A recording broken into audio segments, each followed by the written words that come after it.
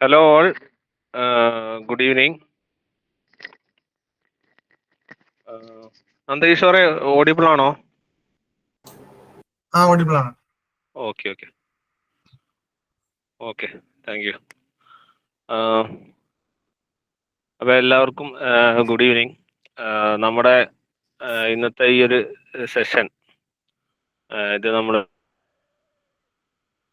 ഒരു പുതിയൊരു പ്രോഗ്രാം നമ്മൾ ലോഞ്ച് ചെയ്യാണ്. അപ്പോൾ നമുക്കറിയാം ഓൾറെഡി നമ്മുടെ അലുമിനി ടോക്ക് സീരീസ് റൺ ചെയ്യുന്നുണ്ടായിരുന്നു. അതേപോലെ തന്നെ നമ്മളൊരു കരിയർ ടോക്ക് സീരീസ് കൊണ്ട് ഒരു പുതിയൊരു പ്രോഗ്രാം ലോഞ്ച് ചെയ്യുകയാണ്. അപ്പം ഇതിനെ നമ്മൾ ഉദ്ദേശിക്കുന്നത് അലുമിനി ടോക്ക് സീരീസിൽ നമ്മൾ കുറേ അലുമിനസ് തന്നെയായിരുന്നു, പക്ഷെ കുറച്ച് ലൈക്ക് സീനിയർ അലുമിനസ് ആയിരുന്നു ഉണ്ടായിരുന്നത്. നമ്മുടെ കരിയർ ടോക്ക് സീരീസ് നമ്മൾ ഉദ്ദേശിക്കുന്നത് നമ്മൾ പ്ലേസ്മെന്റ് സെല്ലിന്റെ ഹെൽപ്പോട് കൂടി നമ്മൾ പ്ലേസ്മെന്റ് സെല്ലുമായിട്ട് കോർഡിനേറ്റ് ചെയ്തിട്ടാണ് ചെയ്യുന്നത്. ഉദ്ദേശിക്കുന്നത് നമ്മൾ റീസെന്റ് പാസ് ഔട്ട് ആയിട്ടുള്ള, അതുപോലെ തന്നെ സീരിയസ് ആയിട്ട് നല്ല അച്ചീവ്മെന്റ്സ് നേടിയിട്ടുള്ള ആളുകളുമായിട്ട് അസോസിയേറ്റ് ചെയ്തുകൊണ്ട് എങ്ങനെ ചെയ്യാമെന്നുള്ളതാണ്. പ്ലേസ്മെന്റ് സെല്ലിനെ ഹെൽപ്പ് ചെയ്യാന്നുള്ളതാണ് നമ്മുടെ കോർ പ്രയോറിറ്റി ഇതിൽ. അപ്പോൾ അതുകൊണ്ട് തന്നെ നമ്മൾ പ്ലേസ്മെന്റ് സെൽ കോർഡിനേറ്റർ നന്ദകിഷോർ ഉണ്ട്, പ്രീവിയസ് കോർഡിനേറ്റർ ആയിട്ടുള്ള ജിബിൻ ഉണ്ട്, പ്ലേസ്മെന്റ് സെല്ലിന്റെ സ്റ്റാഫ് അഡ്വൈസർ നിധി സാർ ഉണ്ട്. അപ്പോൾ അങ്ങനെ പ്ലേസ്മെന്റ് സെല്ലുമായിട്ട് നമുക്ക് കുട്ടികൾക്കും അതുപോലെ തന്നെ നമ്മുടെ അലുമിനസിനും ഒക്കെ റീസെന്റ് പാസ് ഔട്ട് എല്ലാവർക്കും യൂസ്ഫുൾ ആവുന്ന രീതിയിൽ ഉള്ളൊരു ക്ലാസ് ആണ്. അപ്പോൾ അതിന്റെ ആദ്യ സ്റ്റെപ്പ് എന്ന ലെവലിൽ നമ്മൾ ഉദ്ദേശിക്കുന്നത് ഫസ്റ്റ് സെഷൻ നമ്മുടെ കഴിഞ്ഞ പ്ലേസ്മെന്റ് കോർഡിനേറ്റർ ആയിട്ടുള്ള ജിബിന്റെ ഒരു അച്ചീവ്മെന്റും അതുപോലെ തന്നെ പ്ലേസ്മെന്റ് കിട്ടിയ നമ്മുടെ അതീത്തിന്റെ ഒരു സെഷനുമാണ്. അപ്പോൾ അതിനു വേണ്ടിയിട്ട് എല്ലാവരും ഈ ഒരു പ്രോഗ്രാമിലേക്ക് ഇൻവൈറ്റ് ചെയ്യുകയാണ്. അപ്പോൾ നമുക്കിന്ന് ചീഫ് ഗസ്റ്റ് ആയിട്ടുള്ള നമ്മുടെ റെസ്പെക്ടഡ് പ്രിൻസിപ്പളാണ് ഡോക്ടർ ശ്രീകുമാർ സാർ. അതുപോലെ തന്നെ placement cell coordinator Nidhi sir ഉണ്ട്. പിന്നെ സിയാക്കിന്റെ vice president Sunil D K ഉണ്ട്. അപ്പം സുനിൽ ഡി കെ സാർ ആയിരുന്നു നമ്മുടെ അലുമിനി ടോക്ക് സീരീസിന്റെ കഴിഞ്ഞ വർഷത്തെ coordinator. He is now the vice president of CIAC. So he will also join. He is also joined for the meeting. So ഇത്രയും കാര്യങ്ങളാണ് പറയാനുള്ളത്. ഇനി സെഷൻ കൺട്രോൾ ചെയ്യുന്നത് നന്ദകിഷോർ ആയിരിക്കും. അതിനു മുന്നേ ഈ സെഷനിൽ പങ്കെടുക്കുന്ന ഈ ഒരു ടോക്ക് സെഷനിൽ ടോക്ക് സീരീസിൽ ഇതിന്റെ സ്റ്റാർട്ടിംഗ് ആണ്, ബിഗിനിങ് ആണിത്. അപ്പോൾ ഇതിൽ പങ്കെടുക്കുന്ന എല്ലാവരെയും ഒരിക്കൽ കൂടി ഈ ഒരു സെഷനിലേക്ക് സ്വാഗതം ചെയ്യുവാണ്. അപ്പം ഇതൊരു നല്ലൊരു സെഷനായിട്ട് നമുക്ക് എല്ലാ മന്തിലും ഇത് കണ്ടക്ട് ചെയ്യാൻ പറ്റുന്ന രീതിയിൽ നല്ലൊരു സെഷനായിട്ട് മുന്നോട്ട് പോകട്ടെ. കൂടുതൽ പ്ലേസ്മെന്റ് സെല്ലുമായിട്ട് സഹകരിച്ച് കൂടുതൽ പ്രോഗ്രാംസ് സിയാക്കിനെ കണ്ടക്ട് ചെയ്യാനായിട്ട് സാധിക്കും. അതിന് പ്ലേസ്മെന്റ് സെല്ലിന്റെയും ഒരു ലീഡ്സ് തന്നു കഴിഞ്ഞാൽ നമ്മൾ അതിനനുസരിച്ച് പ്രോഗ്രാംസ് കണ്ടക്ട് ചെയ്യാമെന്നുള്ളതാണ് ഈ ഒരു അവസരത്തിൽ പറയാനുള്ളത്. എല്ലാവർക്കും അറിയാവുന്ന പോലെ കഴിഞ്ഞ പ്രാവശ്യത്തെ അലുമിനി ടോക്ക് സീരീസിന് നല്ല റെസ്പോൺസ് ആയിരുന്നു ഉണ്ടായിരുന്നത്. നമ്മുടെ സ്റ്റുഡൻസ് ആയാലും അലുമിനസ് ആയാലും എല്ലാവരും അതിൽ ആക്റ്റീവായിട്ട് പാർട്ടിസിപ്പേറ്റ് ചെയ്യുന്നത്. സിമിലർലി കരിയർ ടോക്ക് സീരീസ് അതിനേക്കാൾ അടിപൊളിയായിട്ട് മുന്നോട്ട് പോകട്ടെ. അപ്പോൾ അതിന് എല്ലാ സപ്പോർട്ട് സിയാക്കിന്റെ ഭാഗത്തു നിന്നുണ്ടാവും. ഓൾസോ പ്രിൻസിപ്പളും ഇവിടെ പ്രസിഡന്റ് ആണ്. So he will also give us good leads for the programme. So എല്ലാവരെയും വൺസ് അഗൈൻ എല്ലാവരെയും വെൽക്കം ചെയ്തുകൊണ്ട് ഞാൻ അന്തരീക്ഷോറിന് ഈ ഒരു സെഷൻ ഹാൻഡിൽ ചെയ്യാൻ കൊടുക്കുകയാണ്. Okay, thank you. Thank you, Jidanato, for your warm welcome. Now, to begin the formal proceedings of the session, I invite Mr. Sunil D.K., Vice President of SIAC, to address the gathering. Hi, Jidil. Thank you, sir. And respected good evening. Really happy to see 70+ members. Sir, audio ഭയങ്കര low ആണ്. Okay. കേൾക്കുന്നുണ്ട് sir. വളരെ സന്തോഷം 25ഓളം ആൾക്കാർ join ചെയ്യുന്നത്. Actually നമ്മളെ ഇത് തുടങ്ങുമ്പോൾ 2 ദിവസം മുമ്പ് വളരെ കൃത്യമായിട്ട് തുടങ്ങി അതിനെ പ്രവർത്തിക്കെ തുടങ്ങിയിരുന്നു. പല മുകളിൽ പോയി ഒരുപാട് അലുമിനി മെമ്പേഴ്സൊക്കെ വളരെ നല്ല ദിവസങ്ങൾ ലോകത്തെ പല ഭാഗങ്ങളിലായിട്ട് വലിയ വലിയ ഇൻഡസ്ട്രിയുള്ള മെമ്പേഴ്സിനൊക്കെ മെമ്പേഴ്സിനൊക്കെ നമ്മൾ ചെമ്പരാൻ പറ്റി. നമ്മുടെ കഴിഞ്ഞ സ്റ്റുഡൻസിനും കുട്ടികൾക്കൊക്കെ എല്ലാം Sir, sir, audio clear. Hello. Okay, കേൾക്കാമോ? കേൾക്കുന്നു പക്ഷെ ഇടക്കിടക്ക് ക്ലിയർ അല്ലാതെ. ഓക്കെ. അപ്പൊ നമ്മൾ തുടങ്ങിയത് പിന്നെ വളരെ നല്ല രീതിയിൽ തുടങ്ങി. ഇതിന്റെ ഉദ്ദേശം എല്ലാവരെയും നമ്മുടെ അലൂമിനി മെമ്പേഴ്സിന്റെ ഇത്രയും വലിയ റിച്ച് ആയിട്ടുള്ള അലൂമിനി ഗ്രൂപ്പിന്റെ അവരുടെ എല്ലാ കഴിവും നമ്മുടെ കോളേജിന്റെ ഉപയോഗിക്കുക എന്നുള്ളത് തന്നെയായിരുന്നു. എന്തായാലും അത് ഇത്രയും നല്ല രീതിയിൽ തുടങ്ങാൻ റീസ്റ്റാർട്ട് ചെയ്തിട്ടുണ്ട്. കരിയർ ഓഫീസായിട്ട് റീസ്റ്റാർട്ട് ചെയ്യുന്നതിൽ വളരെ സന്തോഷമുണ്ട്. അപ്പൊ എല്ലാവിധ ആശംസകളും നേരുന്നു. കണ്ടിന്യൂ ചെയ്തോളൂ. ആയതുകൊണ്ട് ഞാൻ സംസാരിക്കുന്നില്ല. Thank you. Okay, thank you, sir. So now I invite our principal for the inaugural address. Sir, please. Thank you. Good evening, all. Really happy to know that our alumni association with the support of our placement cell is coordinating a talk series which will definitely benefit our students. So my sincere request to all our students is to actively involve in all the discussions so that each and every doubt of you. See, you may be very much curious about how to get good scholarship for your higher studies abroad, not only in abroad but in India also, in good universities, how to get good scholarship. Because see, when you further study, it is very essential that you will get you should get some support, financial support, then only you can survive. That is a general case. So now we know that so many students of our college have already secured good admissions in various universities in India and abroad, and they have planned very well, and because of that only they have entered into this position now. So our Jibin is an example. Aditi is another example.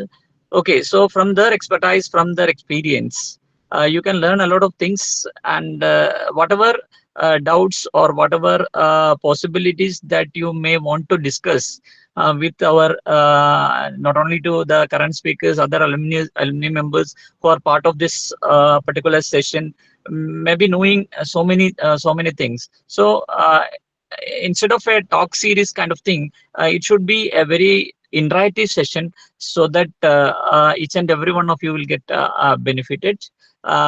So before formally inaugurating this particular session, I want to congratulate Jibin and Adit, because they have secured these covetable positions, and they are basically guiding forces for our college or for our college students. So my sincere congratulations to Jibin and Adit, and more than that, I'm congratulating our placement team also, because with their dedicated work only, this kind of talk series can be arranged, and the initiation in conducting the career talk series as well as the other talk series by the alumni, actually it is getting momentum, and more people are getting involved in it. So it is a very good step, and with these good steps, as our Vice President Sunil was telling, we can, or our students can get the support of all our alumni through this particular venue, and that will definitely improve the prospects of our college. So with this introductory remarks, I'm officially declaring that this particular session is inaugurated, and I wish all the best to the organizers as well as all the participants of this particular session. And I request once again that you make it an interactive one. Whatever the doubts you have, whatever possibilities you want to explore, you just make it a point in these discussions so that everyone will get benefited. So thank you very much, the Alumni Association, for organizing this talk series. So let me stop here. Thank you very much. Thank you very much, sir, for your kind and supporting words. So now I welcome Nitish, sir, to share a few words with us. എല്ലാവർക്കും നമസ്കാരം. Respected Principal Srikumar sir, respected alumni members Sunil DK sir, Alumni Association ഭാരവാഹികളായ Jithin, Subhash, Anil, and my dear students. നമ്മുടെ college ഒരു 38 വർഷം ആയി establish ചെയ്യപ്പെട്ടിട്ട്, പക്ഷെ നമ്മുടെ placement statistics എന്ന് നോക്കുകയാണെങ്കിൽ ഒരു 38 വർഷം നിലനിന്ന ഒരു കോളേജിന്റെ, ഒരു ഗവൺമെന്റ് കോളേജിന്റെ, പ്രത്യേകിച്ച് ഒരു ഗവൺമെന്റ് കോളേജിന്റെ പ്ലേസ്മെന്റ് സ്റ്റാറ്റിസ്റ്റിക്സ് ആണെന്ന് പറയാൻ പറ്റുന്ന സ്ഥിതിയിലല്ല ഇന്നുമുള്ളത്. അപ്പൊ കഴിഞ്ഞ കുറച്ച് വർഷങ്ങളായിട്ട് പ്ലേസ്മെന്റ് എങ്ങനെയെങ്കിലുമൊക്കെ വർദ്ധിപ്പിക്കാനുള്ള പല ശ്രമങ്ങളും നമ്മൾ നടത്തി വരികയാണ്. അപ്പൊ അതിന്റെയൊക്കെ ഒരു ഭാഗമായിട്ടാണ് അലംനിയെ നമ്മളുടെ ഈ ഒരു പ്രോസസ്സിൽ എങ്ങനെ ഇൻവോൾവ് ചെയ്യിക്കാമെന്ന് കഴിഞ്ഞ പ്രിൻസിപ്പലും ആയിട്ടുള്ള രാജേഷ് സർ, പുള്ളി തന്നെയായിരുന്നു പിന്നെ അലംനിയുടെ ചാർജ് വഹിച്ച സ്റ്റാഫ് മെമ്പറും. പുള്ളിയുടെ സഹായവും നമ്മുടെ കോളേജിനെ എന്നും ഹൃദയത്തിൽ കൊണ്ടു നടക്കുന്ന നമ്മുടെ അലംനി മെമ്പേഴ്സ് എല്ലാവരും കൂടെ ചേർന്നിട്ട് കഴിഞ്ഞ ഒരു അലംനി കമ്മിറ്റി മുതലാണ് പ്ലേസ്മെന്റ് ഇംപ്രൂവ് ചെയ്യിക്കാനായിട്ട് അലംനിയുടെ ഭാഗത്തു നിന്നും കൂടുതൽ ഒരു എഫേർട്ട്, ഇനിഷ്യേറ്റീവ് ഉണ്ടാവുന്നത്. അപ്പൊ അതിന്റെ ഭാഗമായിട്ട് എനിക്ക് തോന്നുന്ന കഴിഞ്ഞ പ്ലേസ്മെന്റ് അലംനി കമ്മിറ്റിയിലായിരിക്കണം ആദ്യമായിട്ട് പ്ലേസ്മെന്റിന്റെ കാര്യങ്ങൾ നോക്കാനായിട്ട് മാത്രം ഒരു കോർഡിനേറ്ററെ അലംനിയുടെ ഭാരവാഹിയായിട്ട് കൊണ്ടുവരുന്നത്. സുഭാഷ് ഇന്ന് മീറ്റിംഗിൽ ഉണ്ടെന്നാണ് വിചാരിക്കുന്നത്, സുഭാഷാണ്. അപ്പോ അതിനുശേഷം പല പ്രോഗ്രാമുകളും കഴിഞ്ഞ വർഷം വളരെ സക്സസ്ഫുൾ ആയിട്ട് അനിൽ തുടങ്ങി വെച്ച ഒരു ഇന്ററാക്റ്റീവ് സെഷൻ വിത്ത് സ്റ്റുഡൻസ്, അത് മുതൽ ഇങ്ങോട്ട് പല പ്രോഗ്രാംസുകളും കഴിഞ്ഞ വർഷം നമ്മൾ നടത്തും. അതിൽ വളരെ സക്സസ്ഫുൾ ആയിട്ട് കണ്ടക്ട് ചെയ്തിട്ടുള്ള റിമാർക്കബിൾ ആയിട്ട് എടുത്തു പറയാൻ പറ്റുന്ന ഒരു കാര്യമാണ് ഒരു മോക്ക് ഇന്റർവ്യൂ സെഷൻ. അത് ബാംഗ്ലൂരിൽ നിന്നും അനിലിന്റെയൊക്കെ സൗഹൃദ വലയത്തിലുള്ള ആൾക്കാരെ ഉൾപ്പെടെ നമ്മൾ ക്യാമ്പസിലേക്ക് കൊണ്ടുവന്ന് ഒരു ഫുൾ ഡേ ഒരു interview experience, real interview experience എങ്ങനെ ഇരിക്കും എന്ന് കുട്ടികൾക്ക് കൊടുത്തിട്ടുള്ള ഒരു നല്ല അനുഭവമായിരുന്നു. 151 കുട്ടികൾ അന്ന് ഈ പ്രോഗ്രാമിൽ പങ്കെടുക്കേണ്ടായി. അപ്പൊ അതിന്റെ ഒരു കണ്ടിന്യൂഷൻ ആയിട്ട് ഈ വർഷവും നമ്മൾ അതിനുള്ള സ്റ്റെപ്സ് ഓൾറെഡി എടുത്തു കഴിഞ്ഞു. ഞാൻ ഓൾറെഡി പല ഡിസ്കഷൻസും നമ്മളെ അലംനി ഭാരവാഹികളായിട്ട് നടത്തി. ഈ വർഷം ഫിസിക്കൽ ഇന്റർവ്യൂ അല്ലെങ്കിലും ഒരു ഓൺലൈൻ മോഡിലെങ്കിലും നമുക്ക് കഴിഞ്ഞ വർഷം നടത്തിയതിനേക്കാൾ ബെറ്ററായി കുറച്ച് ഒരു ദിവസം കൊണ്ട് തീരുന്ന രീതിയിലല്ല, ഒന്നിൽ കൂടുതൽ ദിവസങ്ങൾ എടുത്തിട്ടും ആൾക്കാരുടെ സമയങ്ങളൊക്കെ നോക്കിയിട്ട് ഒരു ഓൺലൈൻ മോഡിൽ ആ പ്രോഗ്രാം കണ്ടിന്യൂ ചെയ്യാനുള്ള തീരുമാനമായിട്ടുണ്ട്. അതുകൂടാതെ സുഭാഷ് കൂടുതൽ ഡീറ്റെയിൽസ് പറയുമായിരിക്കും, എനിക്കറിയില്ല. അപ്പൊ കുട്ടികൾക്ക് ഇന്റേൺഷിപ്പ് അവസരങ്ങൾ നേടിക്കൊടുക്കുവാനുള്ള ഒരു എഫേർട്ടും കൂടെ പാരലലി നടത്തുന്നുണ്ട് സുഭാഷിന്റെ നേതൃത്വത്തിൽ. അപ്പൊ ഇനിയും ഇത്രയും പ്രോഗ്രാംസ് നമുക്ക് അലുമിനിയുമായിട്ട് സഹകരിച്ച് പല പ്രോഗ്രാംസ് ഇതിൽ നടത്താൻ കഴിയും. അപ്പൊ അതില് ഒരു മോഡൽ എന്നുള്ള നിലയ്ക്ക് എനിക്ക് പറയാൻ പറ്റുന്നത്, ഞാൻ മുമ്പും ഇതുപോലത്തെ ഒരു സാഹചര്യത്തിൽ സൂചിപ്പിച്ചിട്ടുള്ളതാണ്. മോഡൽ എഞ്ചിനീയറിംഗ് കോളേജിലൊക്കെ നടത്തുന്ന ഒരു അലുമിനി മെന്റർഷിപ്പ് പ്രോഗ്രാം എന്ന് പറഞ്ഞിട്ടൊരു പരിപാടി. അതായത് ഈ വരുന്ന ഫസ്റ്റ് ഇയർ മുതൽ നമുക്കത് നടത്താം എന്നാണ് എനിക്ക് തോന്നുന്നത്. ഞാൻ ഓൾറെഡി ഡിസ്കസ് ചെയ്തിട്ടില്ല. അലുമിനിക്ക് തീർച്ചയായും കഴിയുന്ന ഒരു കാര്യമാണ്. ഒരു 4-5 കുട്ടികൾക്ക് ഒരു അലുമിനി മെന്റർ എന്നുള്ള രീതിയിൽ ഒരു അലുമിനിയെ അസൈൻ ചെയ്ത് അവരെ ത്രൂ ഔട്ട് ദ 4 years അവരെ ഹാൻഡ് ഹോൾഡ് ചെയ്ത് അവർക്ക് വേണ്ട നിർദ്ദേശങ്ങൾ, പ്ലേസ്മെന്റ് ഓറിയന്റഡ് ആയിട്ട് എങ്ങനെ പ്രിപ്പയർ ചെയ്യണം, എങ്ങനെ പ്രോഗ്രസ് ചെയ്യണം എന്നൊക്കെയുള്ള ഇൻപുട്സ് കൊടുത്ത്, അവരുടെ മിനി പ്രോജക്റ്റിലും മെയിൻ പ്രോജക്റ്റിലും ഇൻപുട്സ് കൊടുത്ത് അവരെ ഒരു at the end of 4 years അവർക്കൊരു പ്ലേസ്മെന്റ് കിട്ടുന്ന രീതിയിലേക്ക് എത്തിക്കുന്ന രീതിയിൽ ഒരു മെന്റർഷിപ്പ് പ്രോഗ്രാമും കൂടെ നമുക്ക് നടത്താൻ കഴിയുമെന്നാണ് ഞാൻ വിചാരിക്കുന്നത്. അത് പറ്റുമെന്നാണ് എനിക്ക് തോന്നുന്നത്. ജിതിൻ ഓൾറെഡി ഒരു തംസപ്പ് അതിന് പറഞ്ഞു കഴിഞ്ഞു. അപ്പം അങ്ങനെയുള്ള പ്രോഗ്രാമുകൾ നടത്തിയാലേ ഇന്നും നമ്മളെ ഒരു GC തൃശ്ശൂരിന്റെയോ അല്ലെങ്കിൽ ഈവൻ CET-യുടെ ഒക്കെ നിലവാരത്തിൽ മലബാർ റീജിയനെങ്കിലും എത്തേണ്ട ഒരു കാലം എന്നേ അതിക്രമിച്ചു കഴിഞ്ഞു പ്ലേസ്മെന്റിന്റെ കാര്യത്തിലെങ്കിലും. അപ്പൊ അതിലേക്ക് നമ്മൾ എത്തണം. അപ്പൊ അതില് ഉള്ള ഒരു major the most important challenge ഇപ്പോഴും നമ്മുടെ ഭൂരിഭാഗം വരുന്ന മിഡിൽ ക്ലാസ് എന്ന് പറയാവുന്ന കുട്ടികളുടെ പ്ലേസ്മെന്റിനോടുള്ള ഒരു താല്പര്യക്കുറവും ഒരു എന്തുകൊണ്ടോ വരുന്ന ഒരു താല്പര്യക്കുറവാണ്. അപ്പൊ അതൊക്കെ മറികടക്കണമെങ്കിൽ ഞങ്ങൾ പല പരിപാടികളും നോക്കി, ക്ലാസ് വൈസ് ക്യാമ്പയിൻ നടത്തി നോക്കി. എന്നിട്ടും ഇന്നലെ വരെ നടത്തിയ ഒരു പ്രോഗ്രാമിലും ഒരു ഫെയിലർ ആണ് നമ്മൾ കണ്ടത്. അപ്പൊ അതൊക്കെ മാറ്റിയെടുക്കണമെങ്കിൽ ഈ മെന്റർഷിപ്പ് ഒക്കെ വന്നു കഴിഞ്ഞാൽ തുടക്കം മുതൽ എപ്പോഴും കുട്ടികൾ പ്ലേസ്മെന്റിനെ കുറിച്ച് ചിന്തിച്ച് തുടങ്ങുന്ന ഒരു ശീലം അത് നമ്മുടെ ക്യാമ്പസിലും വരും എന്നാണ് ഞാൻ മനസ്സിലാക്കുന്നത്. അപ്പൊ അത് ഇതിന്റെ മുൻപിൽ അലുമിനി കമ്മിറ്റിയുടെ മുമ്പിൽ ഒരു നിർദ്ദേശമായിട്ട് ഞാൻ വെക്കുകയാണ്. പിന്നെ ഇന്നത്തെ പ്രസന്റേഴ്സ്, ഇന്നത്തെ സ്പീക്കേഴ്സ് ആയിട്ടുള്ള ജിബിനും അദീദും അവര് പ്ലേസ്മെന്റ് കമ്മിറ്റിയെ സംബന്ധിച്ചിടത്തോളം സ്പെഷ്യലാണ്.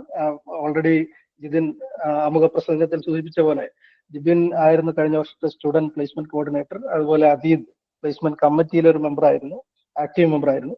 അപ്പൊ അവര് രണ്ടുപേരുടെയും അച്ചീവ്മെന്റ് വളരെ വിലമതിക്കാനാവാത്ത അച്ചീവ്മെന്റ്സ് ആണ്. ഒരു 50 lakh ഫോറിൻ സ്കോളർഷിപ്പ് നേടുക എന്നൊക്കെ പറഞ്ഞു കഴിഞ്ഞാൽ അതൊക്കെ എക്സെപ്ഷണൽ അച്ചീവ്മെന്റ് ആണ്. അതുപോലെ തന്നെയാണ് കഴിഞ്ഞ ഒരു 3 വർഷത്തെ എങ്കിലും പാക്കേജസ് നോക്കിക്കഴിഞ്ഞാൽ അതിലെ ഏറ്റവും വലിയ പാക്കേജ് ആയിട്ടുള്ള 15 lakhs per annum എന്ന ക്വാൽകോമിന്റെ പാക്കേജ് നേടിയിട്ടുള്ള അദീദും. ഇവർ രണ്ടുപേരുടെയും വാക്കുകൾ കേൾക്കാനായിട്ട് നിങ്ങളൊക്കെ കാത്തിരിക്കുകയായിരിക്കും. അപ്പോ കൂടുതൽ സമയം ദീർഘിപ്പിക്കാതെ ഈ പരിപാടിക്ക്, ഈ പ്രോഗ്രാമിന് മുൻകൈ എടുത്ത അലംനിയെ ഒന്നും കൂടെ കൺഗ്രാജുലേറ്റ് ചെയ്തുകൊണ്ട്, ഈ ടോക്കിനായിട്ട് മുൻകൈ എടുത്ത് മുൻപോട്ട് വന്നിട്ടുള്ള ജിബിനെയും അദീദിനെയും കൺഗ്രാജുലേറ്റ് ചെയ്തുകൊണ്ട് ഈ ടോക്കിന് എല്ലാ ഭാവങ്ങളും നേർന്നുകൊണ്ട് നിർത്തുന്നു. Thank you.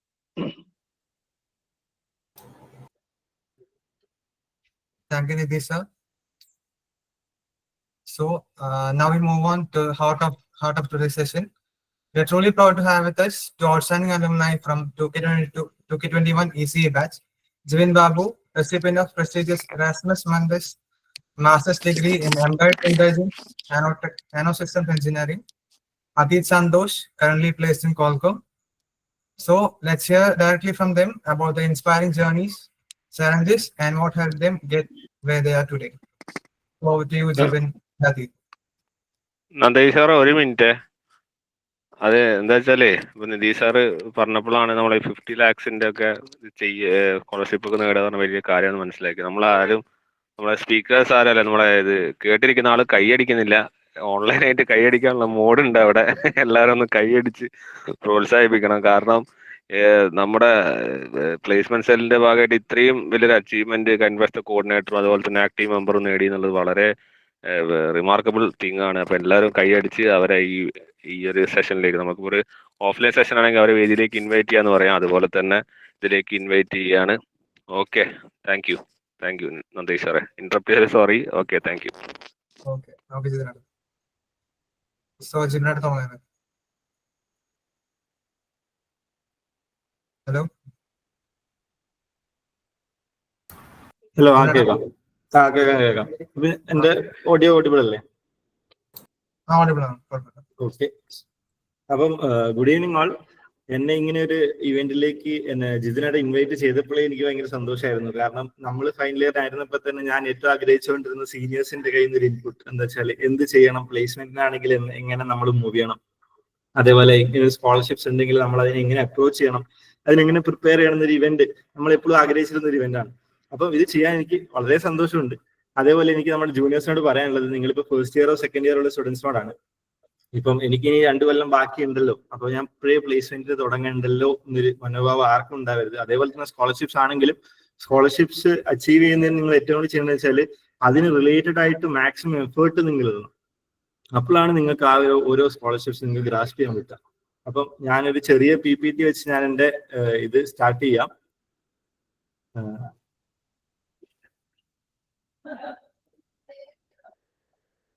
നിങ്ങൾക്ക് എനിക്ക് കിട്ടിയ സ്കോളർഷിപ്പിന്റെ പേര് Erasmus മുണ്ടസ് masters degree in embedded intelligence and nano systems engineering എന്നാണ്. അപ്പം അത് ഞാൻ എന്നെ കുറിച്ച് പറഞ്ഞില്ലല്ലേ, ഞാൻ ജിബിൻ ബാബു നമുക്കായിട്ട് ഞാൻ കഴിഞ്ഞ കൊല്ലം ഇലക്ട്രോണിക്സ് അല്ലെങ്കിൽ കൊല്ലം ഇലക്ട്രോണിക്സ് ആൻഡ് കമ്മ്യൂണിക്കേഷൻ എഞ്ചിനീയറിംഗിൽ ഗ്രാജുവേറ്റ് ആയ ഒരു സ്റ്റുഡന്റ് ആണ്. അപ്പം ഞാൻ എൻ്റെ PPTയിലേക്ക് തുടങ്ങാം. അപ്പൊ നിങ്ങൾക്ക് എന്തെങ്കിലും ഒന്ന് കണ്ടുകൊണ്ടിരുന്നെങ്കിലും നിങ്ങൾക്ക് ഇത് പങ്കെടുക്കാമല്ലോ. ഓക്കെ. അപ്പൊ securing fully fund international scholarship, ഞാനിവിടെ ഇറാസ്മസ് മുണ്ടസിന്റെ പേര് മാത്രം വെക്കാതെ നിന്നെന്ന് വെച്ചാൽ നിങ്ങൾ അതിലേക്ക് മാത്രം ഒതുങ്ങിപ്പോരുത്. കാരണം നമ്മൾക്ക് നമ്മുടെ സ്റ്റുഡൻസിന്റെ ഏറ്റവും വലിയൊരു ബുദ്ധിമുട്ട് എന്ന് പറഞ്ഞാൽ ഒരു സ്കോളർഷിപ്സിനെ കുറിച്ച് നമ്മൾ അറിയുന്നില്ല. അപ്പൊ അതിൽ കിട്ടിയ ഒരെണ്ണം മാത്രമാണ് എനിക്ക് കിട്ടിയ ഇറാസ്മസ് മുണ്ടസ്. അതിലുപരി ഓരോ കൺട്രീസും പല പല സ്കോളർഷിപ്സ് കൊടുക്കുന്നുണ്ട്. അതിനെക്കുറിച്ച് ഡീറ്റെയിൽ ആയിട്ട് ഞാൻ ഇരുന്നത് പറയാം. അപ്പൊ എന്തുകൊണ്ട് നമ്മൾ ഈ ഇറാസ്മസ് മുണ്ടസ് അല്ലെങ്കിൽ ഇന്റർനാഷണൽ സ്കോളർഷിപ്സ് കൺസിഡർ ചെയ്യണം എന്ന് ഞാൻ പറഞ്ഞത്. ഇപ്പം നമ്മളിവിടെ നമ്മുടെ കോളേജിൽ പഠിക്കുമ്പോൾ നമുക്ക് ഉണ്ടാവും എല്ലാ സെമിസ്റ്ററും നമ്മൾ ഒരേ ക്ലാസ്സിൽ അല്ലെങ്കിൽ ജസ്റ്റ് ഒരു ഫ്ലോർ മാറി ഒരു ക്ലാസ് റൂം മാറിയാണ് നമ്മൾ പഠിക്കുന്നത്. പക്ഷെ ഒന്ന് ചിന്തിച്ചു നോക്കൂ, നിങ്ങൾ ഓരോ സെമിസ്റ്ററും നിങ്ങൾ ഓരോ രാജ്യത്തേക്ക് പോവാണ്. ഓരോ സെമിസ്റ്ററും ഓരോ രാജ്യത്ത് ഓരോ യൂണിവേഴ്സിറ്റി ആയിട്ട് നിങ്ങൾ മാറി മാറി പഠിക്കണം. അപ്പം അതിന് നിങ്ങളൊരു എന്താ പറയാ ഒരു കൾച്ചറൽ ഡൈവേഴ്സിറ്റി ഉണ്ട് അവിടെ. അതേപോലെ നിങ്ങളുടെ എന്താ പറയുക ഒരു പേഴ്സണൽ ലൈഫ് അല്ലെങ്കിൽ നിങ്ങളുടെ ആ ഒരു ഗ്രൂപ്പ് വളരെ വൈഡ് ആയിരിക്കും. നിങ്ങളുടെ ഒരു കണക്ഷനും അല്ലെങ്കിൽ നിങ്ങളുടെ എന്താ പറയാ നിങ്ങളുടെ ഒരു സ്റ്റഡി ഗ്രൂപ്പ് ആയിക്കോട്ടെ അല്ലെങ്കിൽ ഒരു എന്താ പറയാ പേഴ്സണൽ ഗ്രൂപ്പ് ആയിക്കോട്ടെ, അത് ഭയങ്കരമായിട്ട് നിങ്ങൾക്ക് എക്സ്പാൻഡ് ചെയ്യാൻ പറ്റും. പിന്നെ വേൾഡ് ക്ലാസ് എഡ്യൂക്കേഷൻ, നമ്മുടെ കൺട്രീസിൽ ഇഷ്ടംപോലെ ടോപ്പ് യൂണിവേഴ്സിറ്റീസ് ഉണ്ട്. എക്സാമ്പിൾ IITs, ബട്ട് സ്റ്റിൽ IITസും നമ്മുടെ വേൾഡ് റാങ്കിങ്സ് എടുത്ത് നോക്കുമ്പോൾ 150s കിടക്കുന്നത്. പക്ഷെ ഇങ്ങനത്തെ സ്കോളർഷിപ്സ് ഒക്കെ ഓഫർ ചെയ്യുമ്പം അത് ഇൻവോൾവ് ആയിട്ടുള്ള യൂണിവേഴ്സിറ്റീസ് ഒക്കെ ടോപ്പ് 100 ആൻഡ് ടോപ്പ് 50 യൂണിവേഴ്സിറ്റീസ് ഒക്കെ ഇൻവോൾവ് ആണ്. അതിന്റെ കൂടെ തന്നെ അവിടുത്തെ ഒരു എന്താ പറയാ ഒരു പഠിപ്പിക്കുന്ന രീതി, ഇവിടെ നമ്മൾ കംപ്ലീറ്റ് തിയറി ബേസ്ഡും അല്ലെങ്കിൽ ഇടയ്ക്ക് ലാബ്സും വെച്ച് ചെയ്യുന്നതിലുപരി അവിടെ നമ്മൾക്ക് പല ടൈപ്പ് ഓഫ് അപ്രോച്ച് ആയിരിക്കും പഠിക്കുന്നതിനോട്. ഫോർ എക്സാമ്പിൾ ആയിട്ട് ചിലപ്പം നമ്മളിവിടെ എക്സാംസ് എഴുതുന്നതിന് പകരം അവിടെ ഒരു ഓറൽ ടെസ്റ്റ് ആയിരിക്കും, അല്ലെങ്കിൽ പെട്ടെന്ന് ഒരു 3 ഡെറിവേഷൻ പഠിച്ചു തരാൻ പറയും. അതിൽ ഏതെങ്കിലും ഒരു ഡെറിവേഷൻ പെട്ടെന്ന് ബോർഡിൽ വഴി സോൾവ് ചെയ്യാൻ പറയും. ഇത്രയൊക്കെ ഉണ്ടാവും ടെസ്റ്റ്. ചില അവരുടെ ഉദ്ദേശം എന്ന് വെച്ചാൽ നമുക്ക് കൺസെപ്റ്റ് ഗ്രാസ്പ് ചെയ്യുന്നുണ്ട് എന്ന് അവർ ഉറപ്പ് വരുത്തുന്നുണ്ട്. അപ്പം നിങ്ങൾക്ക് വളരെ നല്ലൊരു ഓപ്പർച്യൂണിറ്റി ആണ് പുറത്തുപോയി പഠിക്കുന്നത്. അതേപോലെ എന്താ പറയുക നല്ലൊരു ക്ലാസ് എഡ്യൂക്കേഷൻ നിങ്ങൾക്ക് കിട്ടും. പിന്നെ ഇൻഡസ്ട്രി എക്സ്പോഷർ അവിടെ ഭയങ്കരമായിട്ട് കൂടുതലാണ്. പിന്നെ കുറെ ഓപ്പർച്യൂണിറ്റീസും ഉണ്ട്. അതിലുപരി നിങ്ങൾക്ക് ഫണ്ണായിട്ട് എടുക്കാനാണെങ്കിൽ തന്നെ നമ്മുടെ യൂറോപ്പിൽ സ്കോളർഷിപ്പ് കിട്ടി പോവുകയാണെങ്കിൽ, ഇപ്പം എന്റെ ഫസ്റ്റ് കൺട്രി ഗ്രീസ് ആണ്. അപ്പൊ ഞാൻ ഗ്രീസിലേക്ക് പോവുകയാണെങ്കിൽ എനിക്ക് കിട്ടുന്ന വിസ ഷെങ്കൻ വിസയാണ്. ആ വിസ വെച്ചിട്ട് എനിക്ക് യൂറോപ്പിലുള്ള ഏത് കൺട്രിയിലേക്ക് ട്രാവൽ ചെയ്യാൻ പറ്റും.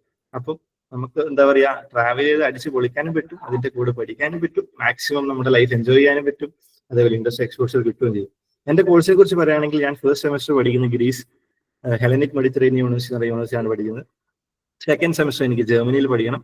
പിന്നെ തേർഡ് ആൻഡ് ഫോർത്ത് സെമസ്റ്റർ ഇവരെന്താ ചെയ്യുന്നത് വെച്ചാൽ ഓരോ കോഴ്സിന് സ്പെസിഫിക് ആയിട്ട് അവര് എന്താ പറയുക നമ്മുടെ സെക്കൻഡ് ഇയറിൽ നമുക്ക് ഓരോ എന്താ പറയുക ചൂസ് ചെയ്യാൻ ഒരു ഓപ്ഷൻ തരും. എന്ന് വെച്ചാൽ ഇപ്പൊ എനിക്ക് embedded intelligence and nano systems engineering ആണെങ്കിൽ അത് എനിക്ക് കുറെ സ്പെഷ്യലൈസേഷൻസ് ഉണ്ട്. IoT ഉണ്ട്, application of embedded systems in medical fields ഉണ്ട്, ചിപ്പ് ഫാബ്രിക്കേഷൻ ഉണ്ട്, പിന്നെ ഫുൾ സ്റ്റാക്ക് ഡെവലപ്മെന്റ്, അങ്ങനെ CS-ന്റെ സൈഡിലേക്ക് ഉണ്ട്. അപ്പം ഇഷ്ടംപോലെ സ്പെഷ്യലൈസേഷൻ. ഞാൻ ഏത് സ്പെഷ്യലൈസേഷൻ ചൂസ് ചെയ്യുന്നു അതിൽ ഡിപ്പെൻഡ് ചെയ്തിട്ടായിരിക്കും എന്റെ തേർഡ് സെമസ്റ്റർ യൂണിവേഴ്സിറ്റി.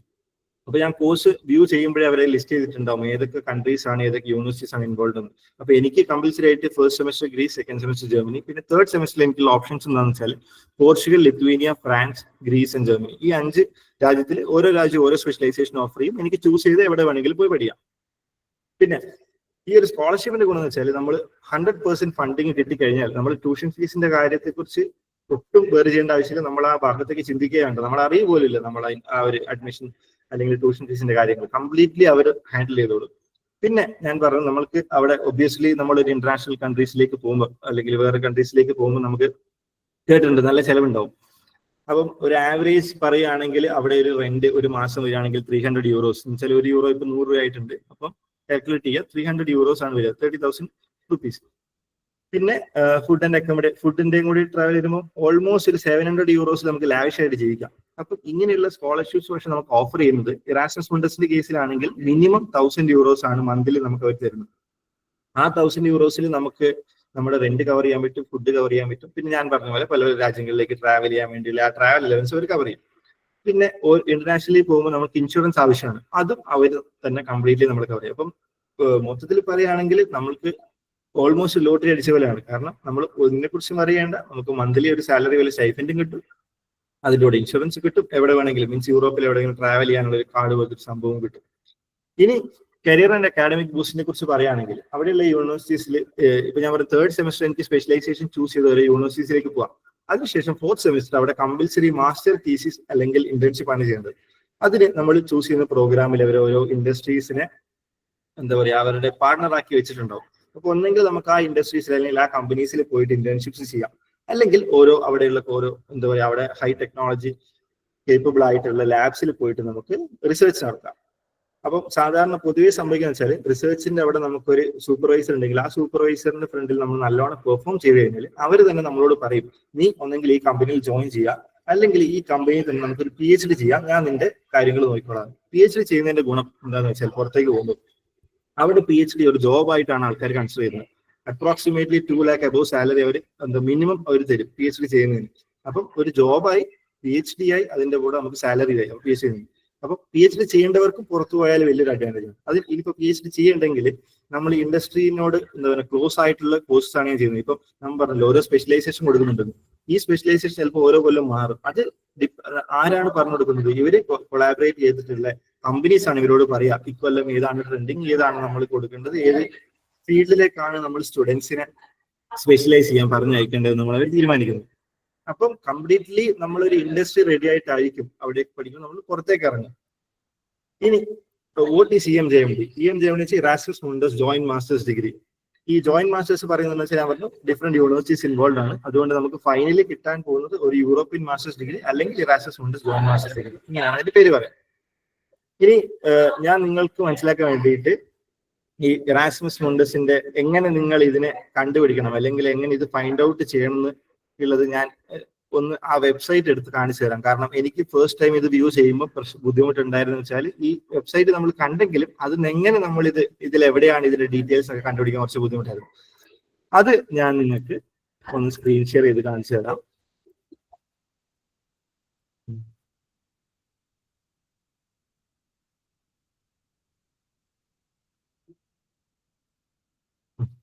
അപ്പൊ നിങ്ങൾ ഞാനിപ്പോ പറയുന്നത് ഓരോ കുട്ടിക്ക് ഇപ്പൊ ചെയ്യാൻ പറ്റുമെങ്കിൽ ഇപ്പൊ തന്നെ ചെയ്യാം. Erasmus Mundus പോയിട്ട് ഗൂഗിളിൽ സെർച്ച് ചെയ്യാം. അപ്പൊ ഫസ്റ്റ് വരുന്ന വെബ്സൈറ്റ് തന്നെയായിരിക്കും ഇതിന്റെ മെയിൻ വെബ്സൈറ്റ്.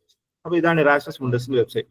അപ്പം ഇതില് ഈ എന്താ പറയാ ഈ സ്കോളർഷിപ്പിനെ കുറിച്ചുള്ള കംപ്ലീറ്റ് ഡീറ്റെയിൽ അവർ കൊടുക്കും. Erasmus Mundus എന്ന് വെച്ചാൽ യൂറോപ്യൻ യൂണിയൻ ഇന്റർനാഷണൽ സ്റ്റുഡൻസിനെ ഫണ്ട് ചെയ്യുന്ന അല്ലെങ്കിൽ പഠിപ്പിക്കാൻ വേണ്ടി ഫണ്ട് ചെയ്യുന്ന ഒരു സ്കോളർഷിപ്പിന്റെ പേരാണ് Erasmus Mundus. Erasmus എന്താണെന്ന് വെച്ചാൽ പണ്ടത്തെ ഒരു റഷ്യൻ സ്കോളർ ആയിരുന്നു. ഈ പുള്ളി എന്താണ് ചെയ്യാറെന്ന് വെച്ചാൽ ഫ്രീ ആയിട്ട് പല പല യൂണിവേഴ്സിറ്റിയിൽ പോയിട്ട് കുട്ടികൾ പഠിപ്പിച്ചു. അതിൽ അപ്പൊ ആ ഒരു മോട്ടിവേഷനിലാണ് ഇവർ ഇങ്ങനെ സ്കോളർഷിപ്പ് തുടങ്ങിയത്. മുണ്ടസ് എന്ന് പറഞ്ഞാൽ നമ്മൾ മാക്സിമം എന്താ പറയാ കൾച്ചറൽ ഡൈവേഴ്സിറ്റിയും ഒരു എന്താ പറയാ ഇന്റർനാഷണൽ റിലേഷൻസും ഉണ്ടാക്കുക എന്നുള്ള ഒരു എയിമാണ് അതിന്റെ പിന്നിൽ.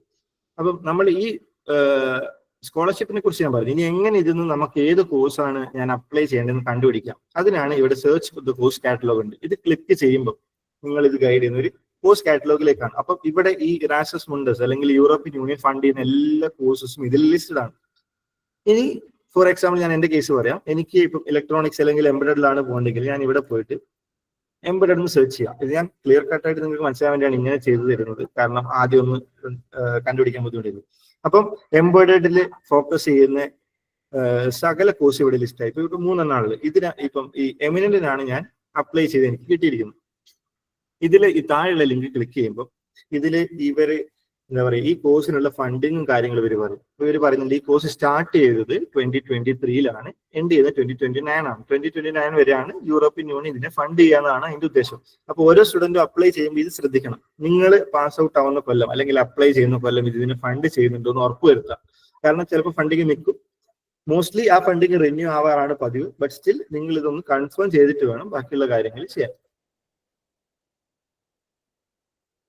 അപ്പം ഇത് ആദ്യം കൺഫേം ചെയ്യാം. എന്നിട്ട് നിങ്ങൾ ചെയ്യേണ്ടതെന്ന് വെച്ചാൽ ഓരോ കോഴ്സും സ്ക്രീൻ ആഡ് ഡൗട്ട് ഉണ്ട്. ഇപ്പം screen Erasmus Mundus joint masters ഇപ്പൊ കാണുന്നില്ലേ?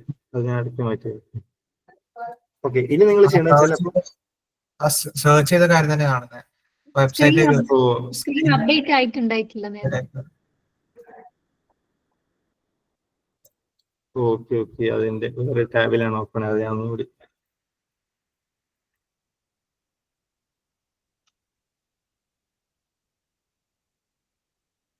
ഇപ്പൊ എന്റെ വിൻഡോ മൊത്തം കാണുന്നില്ലേ? കാണുന്നുണ്ട്. ഓക്കെ. അപ്പം ഇതാ ഇങ്ങനെ ഇപ്പം ഞാൻ എംബഡഡ് ഇവിടെ ഈ കീവേഡ്സിന്റെ ഇവിടെ എംബഡഡ് സെർച്ച് ചെയ്ത് വിചാരിക്കാം. അപ്പൊ ഇതില് ലിസ്റ്റ് എംബഡഡ് ഫീൽഡിൽ റിലേറ്റഡ് ആയിട്ടുള്ള കോഴ്സ് എല്ലാം ഇവിടെ ലിസ്റ്റ് ആയി. ഇപ്പൊ 3 എണ്ണാണ് ഉള്ളത്. ഇതില് ഈ എമിനന്റ് എന്ന് പറഞ്ഞ കോഴ്സാണ് അല്ലെങ്കിൽ പ്രൊജക്റ്റിലാണ് എന്നെ സെലക്ട് ചെയ്തിട്ടുള്ളത്. അപ്പൊ ഇവർ ഓരോ പ്രൊജക്ടിനും ഓരോ ഷോർട്ട് ഫോംസ് ഇടും. എമിനന്റ്, ഇനി എംനാനോ, റാഡ്നോ, അങ്ങനെ ഇഷ്ടംപോലെ കോഴ്സിന് ഓരോ പേരിടും. ഇതിൽ ഈ താഴത്തെ ലിങ്ക് നമ്മൾ ക്ലിക്ക് ചെയ്യുമ്പോഴാണ് ഞാൻ പറഞ്ഞ ഏത് കൊല്ലം തൊട്ട് ഏത് കൊല്ലം വരെ ഫണ്ടിങ് ഉണ്ട്. 2023 സ്റ്റാർട്ട് ചെയ്ത് 2029 വരെ ഇവർ ഫണ്ട് ചെയ്യുന്നുണ്ട്. മോസ്റ്റ് പ്രോബബ്ലി അവർ പിന്നെ ആ ഫണ്ടിങ് എന്ത് ചെയ്യും? റിന്യൂ ചെയ്യും. ഇനി എത്ര കൺട്രീസ് കവേർഡ് ആണെന്ന് ഇവർ പറയുന്നുണ്ട്. അപ്പം ഇത് നിങ്ങൾ നോക്കി വെക്കുക. അതേപോലെ ഈ ലിസ്റ്റിൽ ഇപ്പൊ നിങ്ങൾ എംബോഡി സെർച്ച് ചെയ്തപ്പോൾ 3 വന്നെങ്കിൽ ഇതെല്ലാം നിങ്ങൾ നോട്ട് ഡൗൺ ചെയ്ത് വെക്കുക. എന്നിട്ട് നിങ്ങൾ ചെയ്യേണ്ടത് വെച്ചാൽ ഓരോ വെബ്സൈറ്റിനും അല്ലെങ്കിൽ ഓരോ സ്കോളർഷിപ്പിനും ഇവർ പേഴ്സണൽ വെബ്സൈറ്റ് ഉണ്ടാക്കി വെച്ചിട്ടുണ്ട്. കാരണം ഓരോ സ്കോളർഷിപ്പിനും ഡിഫറെന്റ് യൂണിവേഴ്സിറ്റീസ് ആണ് ഇൻവോൾവ്, ഡിഫറെന്റ് എന്താ പറയുക കമ്പനീസ് ആണ് ഇൻവോൾവ്, ഡിഫറെന്റ് ടോപ്പിക്സ് ആണ്. അപ്പൊ അതിനെക്കുറിച്ച് ഡീറ്റെയിൽ ആയിട്ട് അറിയാൻ വേണ്ടി ഇതിന്റെ പേഴ്സണൽ വെബ്സൈറ്റിലേക്ക് പോവുക. അപ്പൊ ഇപ്പൊ എമിനന്റിന്റെ പേഴ്സണൽ വെബ്സൈറ്റ് എനിക്ക് വന്നു. ഇതിൽ പറയുന്നു, ഇതില് നിങ്ങൾ ആദ്യം ഇപ്പം ഒരു കോഴ്സ് കണ്ടു. അപ്പൊ ഇതിന്റെ കരിക്കുലം നമുക്ക് മനസ്സിലാക്കണം. ചില ഏതൊക്കെ കൺട്രീസ് ഇൻവോൾവ് ആണ്, എന്തൊക്കെ കാര്യങ്ങളാണ് ഇതിൽ ഇൻവോൾവ്. അപ്പൊ ഇതാ ഫസ്റ്റ് സെമസ്റ്റർ ഞാൻ പഠിക്കേണ്ടത് functional material characterisation and fabrication HMU പഠിക്കണം. പിന്നെ വിന്റർ സ്കൂൾ, പിന്നെ ഒരു സെമസ്റ്റർ കഴിഞ്ഞ് സമ്മർ സ്കൂൾ, പിന്നെ ഇത് ഞാൻ പറഞ്ഞ പോലെ സ്പെഷ്യലൈസേഷൻസ് ഇവർ പ്രൊവൈഡ് ചെയ്യുന്നുണ്ട് 3rd സെമസ്റ്ററിൽ. അതിനുശേഷം മാസ്റ്റർ തീസിസ് നമ്മൾ കംപ്ലീറ്റ് ചെയ്യുന്നു. അപ്പം ഏതൊക്കെ കൺട്രീസ് ആണെന്നാണ് ഇവരിവിടെ ലിസ്റ്റ് ചെയ്തിട്ടുള്ളത്. അതേപോലെ തന്നെ നമ്മൾ പഠിക്കാൻ പോകുന്ന എല്ലാ പേപ്പറിന്റെ പേരും ഇവർ ലിസ്റ്റ് ചെയ്തിട്ടുണ്ട്. അപ്പൊ നമുക്ക് കംപ്ലീറ്റ്ലി നമുക്ക് ഡിറ്റർമിൻ ചെയ്യാം നമ്മൾ ഏത് ഫീൽഡിലേക്കാണ് പോകുന്നത്, ഏതൊക്കെ പേപ്പർ നമ്മൾ സെലക്ട് ചെയ്യണം എന്നുള്ള കാര്യങ്ങളൊക്കെ നമുക്ക് കംപ്ലീറ്റ്ലി ഈ വെബ്സൈറ്റിൽ കണ്ടുപിടിക്കാൻ പറ്റും. ഇനി അക്കാഡമിക് പാർട്ട്നേഴ്സ് എന്ന് പറയുന്നത് നമ്മുടെ ഈ ഒരു യൂറോപ്പ് മീൻസ് ഈ ഒരു സ്കോളർഷിപ്പ് ഇൻവോൾവ് ആയിട്ടുള്ള യൂണിവേഴ്സിറ്റീസ് ഏതൊക്കെയാണെന്നാണ്. ഇൻഡസ്ട്രിയൽ പാർട്ട്നേഴ്സ് പറയുമ്പോൾ ഏതൊക്കെ കമ്പനീസ് ആണ് ഈ ഒരു പ്രോഗ്രാമായിട്ട് ഇൻവോൾവ് ആയിട്ടുള്ളതാണ്. പിന്നെ ഹോമിൽ പോയാൽ ഇതിനെക്കുറിച്ചുള്ള ഒരു ജനറൽ ഓവർവ്യൂ ഇവരിവിടെ പറയുന്നു. വെച്ചാൽ ഇവരുടെ മോട്ടിവേഷൻ എന്താണ്, അതേപോലെ ഓരോ യൂണിവേഴ്സിറ്റീസിന് ഓരോ പ്രൊഫസേഴ്സ് ഈ ഒരു പ്രോഗ്രാമിലൂടെ കുട്ടികളിൽ എന്താണ് ഇവർ ഉണ്ടാക്കാൻ നോക്കുന്നു എന്നുള്ളൊരു കാര്യം. അപ്പം അത് മനസ്സിലായി. ഇനി നിങ്ങൾ നോക്കേണ്ടത്, നിങ്ങൾക്ക് നോക്കേണ്ടത് ഓരോ പ്രോഗ്രാം നിങ്ങൾ കണ്ടുപിടിച്ചു, അതിന്റെ കോഴ്സ് കരിക്കുലം നിങ്ങൾ പഠിച്ച് മനസ്സിലാക്കി, എന്തൊക്കെയാണ് നിങ്ങൾ പഠിക്കാൻ മനസ്സിലാക്കി, അങ്ങനെയാണ് നിങ്ങൾ ചൂസ് ചെയ്യേണ്ടത് ഞാൻ ഇതിന് അപ്ലൈ ചെയ്യണോ വേണ്ടിയെന്നുള്ളത്. അതിന്റെ കൂടെ ഇനി അഡ്മിഷൻ റിക്വയർമെന്റ്സിൽ ഇവര് മെയിൻലി പറയുന്നത് ഒരു ബാച്ചിലേഴ്സ് ഡിഗ്രി വേണം. 180 ECTS ആണ് നമ്മുടെ ബിടെക് ഡിഗ്രിക്ക് എല്ലാം അതുണ്ട്. ഇംഗ്ലീഷ് സ്കിൽ ഇവർ ചോദിക്കുന്നത് IELTS ഒരു 6.5 അല്ലെങ്കിൽ 6 or above, അല്ലെങ്കിൽ ടോഫൽ എഴുതാം, അല്ലെങ്കിൽ കേംബ്രിഡ്ജിൽ എഴുതാം. മോസ്റ്റ് യൂഷ്വലി ആൾക്കാർ എഴുതാറ് IELTS ആൻഡ് ടോഫൽ ആണ്. ഇനി അതർ റിക്വയർമെന്റ്സ് കുറെ ഡോക്യുമെന്റ്സ് അവർ ചെയ്യുന്നുണ്ട്.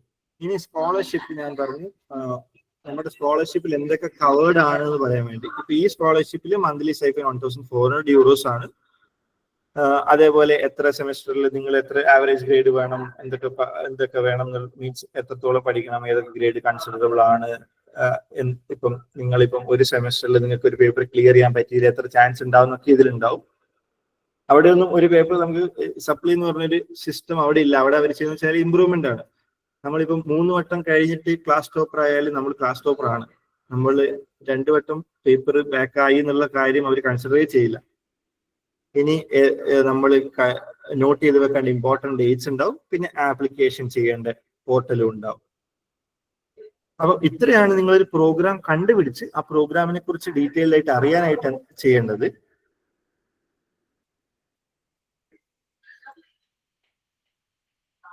ഓക്കെ, ഇനി ഇത് എയിം ചെയ്യുന്ന ആരൊക്കെയാണ്? ഒന്നെങ്കിൽ നമ്മൾ ഫൈനൽ ഇയർ പാസ് ഔട്ട് ആവുന്ന സ്റ്റുഡൻസ്, അല്ലെങ്കിൽ ഗ്രാജുവേറ്റ്സ്. ഇത് കംപ്ലീറ്റ്ലി ബാച്ചിലർ കഴിഞ്ഞ പാടെ മാസ്റ്റേഴ്സ് തുടങ്ങണം എന്ന് ഉദ്ദേശിക്കുന്ന സ്കോളർഷിപ്പ് അല്ല. നമുക്ക് ഇപ്പം 5-6 കൊല്ലം വർക്ക് ചെയ്ത് കഴിഞ്ഞിട്ടും നമുക്കൊരു മാസ്റ്റേഴ്സ് ഡിഗ്രി ചൂസ് ചെയ്യാം. ഇത് ഞാൻ പറയാനുള്ള കാരണം വെച്ചാൽ എന്റെ കൂടെ സെലക്ട് ആയിട്ട് ഇപ്പൊ ഈ കോഴ്സിലുള്ളത് ഏകദേശം 22 സ്റ്റുഡൻസ് ഉണ്ട്. അതിൽ ഞങ്ങളൊരു 3 പേര് ഒഴികെ ബാക്കി എല്ലാവരും അറൌണ്ട് 30 years ഏജ്ഡ് ആണ്. ഒന്നെങ്കിൽ അവർക്ക് കുറെ നാൾ വർക്ക് എക്സ്പീരിയൻസ് ഉണ്ട്, അല്ലെങ്കിൽ അവർ മാസ്റ്റേഴ്സും PhD ഒക്കെ എടുത്തിട്ട് സെക്കൻഡ് മാസ്റ്റേഴ്സ് എടുക്കാൻ വരുന്നവരാണ്.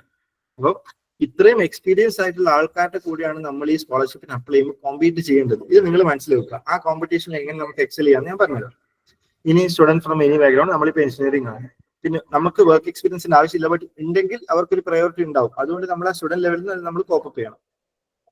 ഇനി ഇതിന് പ്രിപ്പയർ ചെയ്യുന്നത് ഇപ്പം ഞാൻ ഈ ഇയറിൽ ഞാൻ ജോയിൻ ചെയ്യുകയാണെങ്കിൽ ഞാൻ ഇതിന് അപ്ലൈ ചെയ്യാൻ തുടങ്ങിയത് 7th സെമസ്റ്റർ സ്റ്റാർട്ട് ചെയ്തപ്പോഴാണ്. സ്റ്റാർട്ട് ചെയ്യുന്ന ടൈമിൽ തന്നെ ഞാൻ ഈ പറയുന്ന ഡോക്യുമെന്റ്സ് എല്ലാം നമ്മുടെ കയ്യിൽ ഉണ്ടാവണം. ഞാൻ മെൻഷൻ ചെയ്യാവുന്ന ഡോക്യുമെന്റ്സ് ഒക്കെ ആപ്ലിക്കേഷൻ ടൈമിൽ കൊടുക്കുന്ന ഡോക്യുമെന്റ്സ് മാത്രമേ അവർ കൺസിഡർ ചെയ്യൂ. അത് കഴിഞ്ഞ് കിട്ടുന്ന അച്ചീവ്മെന്റ്സ് ഒന്നും അവർ കൺസിഡർ ചെയ്യില്ല. അതേപോലെ റിസൾട്ട്സ് ഏകദേശം ഏപ്രിൽ മെയ് ജൂണിലൊക്കെ ആകുമ്പോഴത്തേക്കും നമുക്ക് റിസൾട്ട്സ് അറിയാൻ പറ്റും. ഇനി ഡോക്യുമെന്റ്സ് നീഡഡ് എന്ന് വെച്ചാൽ കംപ്ലീറ്റ് ഷോർട്ട് ലിസ്റ്റിംഗ് നടക്കാൻ പോകുന്ന ഡോക്യുമെന്റ്സ് CV, ഒരു motivation letter, 2 letter of recommendation, നമ്മുടെ അക്കാഡമിക് ട്രാൻസ്ഫർ, നമ്മുടെ ഗ്രേഡ്സ് മാറ്റർ ചെയ്യും. ഈ 4 ഡോക്യുമെന്റ്സ് വെച്ചിട്ടാണ് ഷോർട്ട് ലിസ്റ്റിംഗ് നടക്കുന്നത്. ബട്ട് ഒരു എലിജിബിലിറ്റി ക്രൈറ്റീരിയ മാത്രമാണ് ലാംഗ്വേജ് പ്രൊഫഷ്യൻസി. അതിൽ കിട്ടുന്ന ഗ്രേഡ് അവർ എന്താ പറയുക ഷോർട്ട് ലിസ്റ്റ് ചെയ്യാൻ വേണ്ടി കൺസിഡർ ചെയ്യുന്നില്ല. പിന്നെ പാസ്പോർട്ട് ഉണ്ടാവണം, ഒബ്വിയസ്ലി നമ്മൾ ഇന്റർനാഷണലി പോകുന്നുണ്ട്. അപ്പം ഒന്ന് നമുക്ക് ചെയ്യാൻ പറ്റുന്ന CV. നമ്മളിപ്പം ജോബ്സിന് അപ്ലൈ ചെയ്യുന്ന പോലത്തെ ഒരു CV അല്ല നമ്മൾ പ്രസന്റ് ചെയ്യേണ്ടത്. ഇവിടെ നമ്മൾ പ്രസന്റ് ചെയ്യുമ്പോൾ നമ്മളുടെ extra curricular activities, co curricular activities, നമ്മുടെ ലീഡർഷിപ്പ് കേപ്പബിലിറ്റി, ചെറുപ്പം മുതൽ കിട്ടിയിട്ടുള്ള അവാർഡ്സ്, നമ്മൾ എന്തെല്ലാം രീതിയിൽ നമ്മൾ എക്സൽ ചെയ്തിട്ടുണ്ടോ അതെല്ലാം നമ്മൾ ഇതിൽ ഡെപിക്ട് ചെയ്യണം. കംപ്ലീറ്റ്ലി ജോബ് ഓറിയന്റഡ് CV അല്ല നമ്മൾ കൊടുക്കേണ്ടത്. പിന്നെ ഒരു ഫോട്ടോ ഉണ്ടെങ്കിൽ ബെറ്റർ ആയിട്ട് അവർ കൺസിഡർ ചെയ്യും. പിന്നെ ATS ഫ്രണ്ട്ലി ഒന്നും ഇവിടെ നോക്കേണ്ട ആവശ്യമില്ല. അവർ മാനുവലി ഓരോ CV എടുത്ത് നോക്കാറാണ് പതിവ്, അല്ലാണ്ട് ഒരു AI യൂസ് ചെയ്തിട്ടല്ല അവർ ഷോർട്ട് ലിസ്റ്റ് ചെയ്യുന്നത്. ഇനി മോട്ടിവേഷൻ ലെറ്റർ. എന്താണ് ഒരു മോട്ടിവേഷൻ ലെറ്റർ? ഞാൻ പറഞ്ഞുതരാം. ഞാൻ എന്തുകൊണ്ട് ഈ കോഴ്സ് ചൂസ് ചെയ്യുന്നു, എന്തുകൊണ്ടാണ് ഈ കോഴ്സിന് ഞാൻ ബെസ്റ്റ് ഫിറ്റ്, ഈ കോഴ്സ് ചൂസ് ചെയ്യാൻ വേണ്ടി ഞാൻ എന്തൊക്കെ ചെയ്തു, എന്തുകൊണ്ട് ഈ ഒരു ബോർഡ് എന്നെ സെലക്ട് ചെയ്യണം, ഇത്രയും കാര്യങ്ങൾ ഞാൻ പക്കയായിട്ട് സ്റ്റേറ്റ് ചെയ്യേണ്ട ഒരു ഡോക്യുമെന്റ് ആണിത്. ഇതിൽ ഏറ്റവും ഇമ്പോർട്ടന്റ് ഡോക്യുമെന്റും ഈ മോട്ടിവേഷൻ ലെറ്റർ ആണ്. കാരണം എത്രത്തോളം നിങ്ങളുടെ മോട്ടിവേഷൻ ലെറ്റർ അടിപൊളിയാണോ അത്രത്തോളം നിങ്ങളുടെ ചാൻസസ് കൂടും.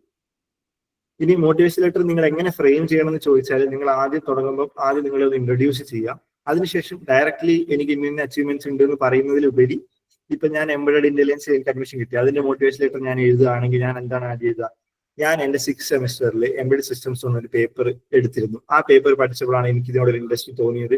അങ്ങനെ സ്റ്റോറി ലൈക്ക് മാനറിൽ നിങ്ങൾ അതിനെ പ്രോഗ്രസ് ചെയ്ത് കൊണ്ടുവരാം. അപ്പം 6th സെമിസ്റ്ററിൽ ഞാൻ പഠിച്ചു, അതിന്റെ കൂടെ നമ്മൾ ക്ലാസ് ടോപ്പർ ആയിരുന്നെങ്കിൽ അത് മെൻഷൻ ചെയ്യാം. നമ്മുടെ ബാച്ചിലുള്ള ടോപ്പ് എത്ര പെർസെന്റിലാണ് നമ്മൾ ഇൻക്ലൂഡ് ആവുന്നതെന്ന് നമ്മുടെ മോട്ടിവേഷൻ ലെറ്ററിൽ മെൻഷൻ ചെയ്യാം.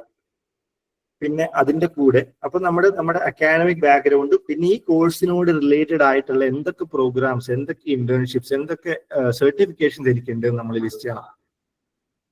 അതിന് നിങ്ങൾക്ക് ചെയ്യാൻ പറ്റുന്നതെന്ന് വെച്ചാൽ, നമ്മുടെ കോളേജിന് ഇപ്പൊ നമ്മുടെ എല്ലാ സ്റ്റുഡൻസിനും എനിക്ക് ഒരു ഉദാഹരണം ഉണ്ടായിരുന്നു. നമ്മുടെ കോളേജിന് എന്താ പറയാ NIRF റാങ്കിങ് ഇല്ല, അപ്പൊ നമുക്ക് കിട്ടാൻ ചാൻസ് ഉണ്ടാവും. എന്റെ ഒരു ലീഡർ അല്ലെങ്കിൽ എന്റെ ഒരു മോട്ടിവേഷൻ എന്ന് പറയുന്നത് എന്റെ ബ്രദർ ആയിരുന്നു. പക്ഷെ അവൻ പഠിച്ചത് ഡൽഹി സെന്റ് സ്റ്റീഫൻസിലാണ്, ഡിഗ്രി കോളേജസിൽ ഇന്ത്യയിൽ ടോപ്പ് 3 ഉള്ളിൽ പെടുന്നതാണ്. അപ്പൊ അത് വെച്ചിട്ട് എനിക്ക് അപ്ലൈ ചെയ്യുമ്പോൾ എനിക്കൊരു എന്താ പറയുക ഇൻസെക്യൂരിറ്റി ഉണ്ടായിരുന്നു, നമ്മുടെ കോളേജ് റാങ്കിങ് ഇല്ലല്ലോ. ബട്ട് ഇപ്പൊ നിങ്ങൾക്ക് വേണ്ട, നമ്മുടെ കോളേജിലുള്ള സ്റ്റുഡന്റ് കിട്ടുന്ന നിങ്ങൾക്ക് തെളിഞ്ഞു കഴിഞ്ഞു. അപ്പൊ നിങ്ങൾക്ക് ഇനി ആ ഒരു വേവലാതി ഇല്ലാതെ തന്നെ അപ്ലൈ ചെയ്യാം. പക്ഷെ അതിനുവേണ്ടി നിങ്ങൾ ചെയ്യേണ്ടതെന്ന് വെച്ചാൽ, ഈവൻ ദോ നമ്മുടെ കോളേജ് റാങ്കിങ് ഇല്ലെങ്കിൽ നമ്മുടെ അക്കാഡമിക് കേപ്പബിലിറ്റി ആണ് നമ്മൾ പ്രൂവ് ചെയ്യേണ്ടത്. അത് നിങ്ങൾക്ക് ചെയ്യാൻ പറ്റുന്നത് NPTEL കോഴ്സസ് ഉണ്ട്. ഇത് കുറെ കുട്ടികൾ വളരെ ലാഘവത്തോടെ എടുക്കുന്ന ഒരു കേസസ് ആണ് ഈ NPTEL കോഴ്സസ്. ഇത് നിങ്ങൾ maximum number of NPTEL courses ചെയ്യാൻ നോക്കുക. ഓണർ ആൻഡ് മൈനറിന്റെ കൂടെ നിങ്ങൾ NPTEL കോഴ്സ് ചെയ്യും. അതല്ലാതെ നിങ്ങൾക്ക് NPTEL കോഴ്സസ് ഇൻഡിവിജ്വലി നിങ്ങൾക്ക് അറ്റൻഡ് ചെയ്യാൻ പറ്റും. ഇതൊന്നും അത്ര ടഫ് ആയിട്ടുള്ള കോഴ്സസ് അല്ല NPTEL കോഴ്സ്. ഏതൊരു സ്റ്റുഡന്റും നമ്മുടെ അക്കാഡമിക് എന്താ പറയുക ബുദ്ധിമുട്ടുകളുടെ ഇടയിൽ നമുക്ക് ക്ലിയർ ചെയ്യാൻ പറ്റുന്ന ഒരു കോഴ്സാണ് NPTEL കോഴ്സ്. ഇതിന്റെ എന്താ പറയാ സെല്ലിംഗ് പോയിന്റ് എന്ന് വെച്ചാൽ, ഇത് പ്രൊവൈഡ് ചെയ്യുന്ന IITs ആൻഡ് IITs ആണ്. അതിന് നമുക്കറിയാം ഇന്റർനാഷണലി നല്ല റാങ്കിങ് ഉണ്ട്, നല്ല വാലിഡിറ്റി ഉണ്ട്. അപ്പൊ ഈ സർട്ടിഫിക്കേഷൻസ് ഇന്റർനാഷണലി നല്ല വാലിഡിറ്റി ഉണ്ട്. നിങ്ങളുടെ ഒരു ആപ്ലിക്കേഷൻ കുറേയേറെ സ്ട്രോങ് ആക്കും. പിന്നെ നിങ്ങൾക്ക് ചെയ്യാൻ പറ്റുന്ന കോഴ്സസ് ചെയ്യാം. പിന്നെ ഏറ്റവും ബുദ്ധിമുട്ടായിട്ടുള്ള കാര്യം, ബട്ട് അതിന് വിലയുള്ള ഒരു കാര്യം എന്ന് വെച്ചാൽ, നിങ്ങൾക്ക് എന്താ പറയാ എന്തെങ്കിലും പബ്ലിക്കേഷൻസ് ചെയ്യാൻ പറ്റുന്നു, അല്ലെങ്കിൽ ജേർണൽസ് പബ്ലിഷ് ചെയ്യാൻ പറ്റുന്നു. ഇങ്ങനത്തെ ഒക്കെ കാര്യങ്ങൾ ചെയ്താൽ മോസ്റ്റ്ലി സംഭവിച്ചാൽ ബാച്ചിലർ ലെവലിൽ ഒരു സ്റ്റുഡന്റിന് ഇതൊന്നും ഉണ്ടാവാറില്ല.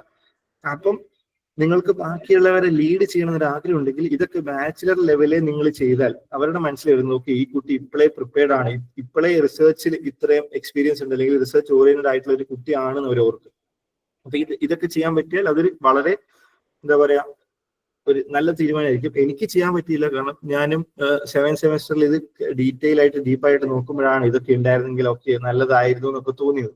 അപ്പൊ അതുകൊണ്ടാണ് ഞാൻ നിങ്ങളോടും പറയും, മാക്സിമം നിങ്ങൾ നമ്മുടെ കോളേജിലെ പ്രൊഫസേഴ്സിനെ അപ്രോച്ച് ചെയ്യുക, അവരോട് ചോദിക്കുക ഇതിനെന്തൊക്കെ.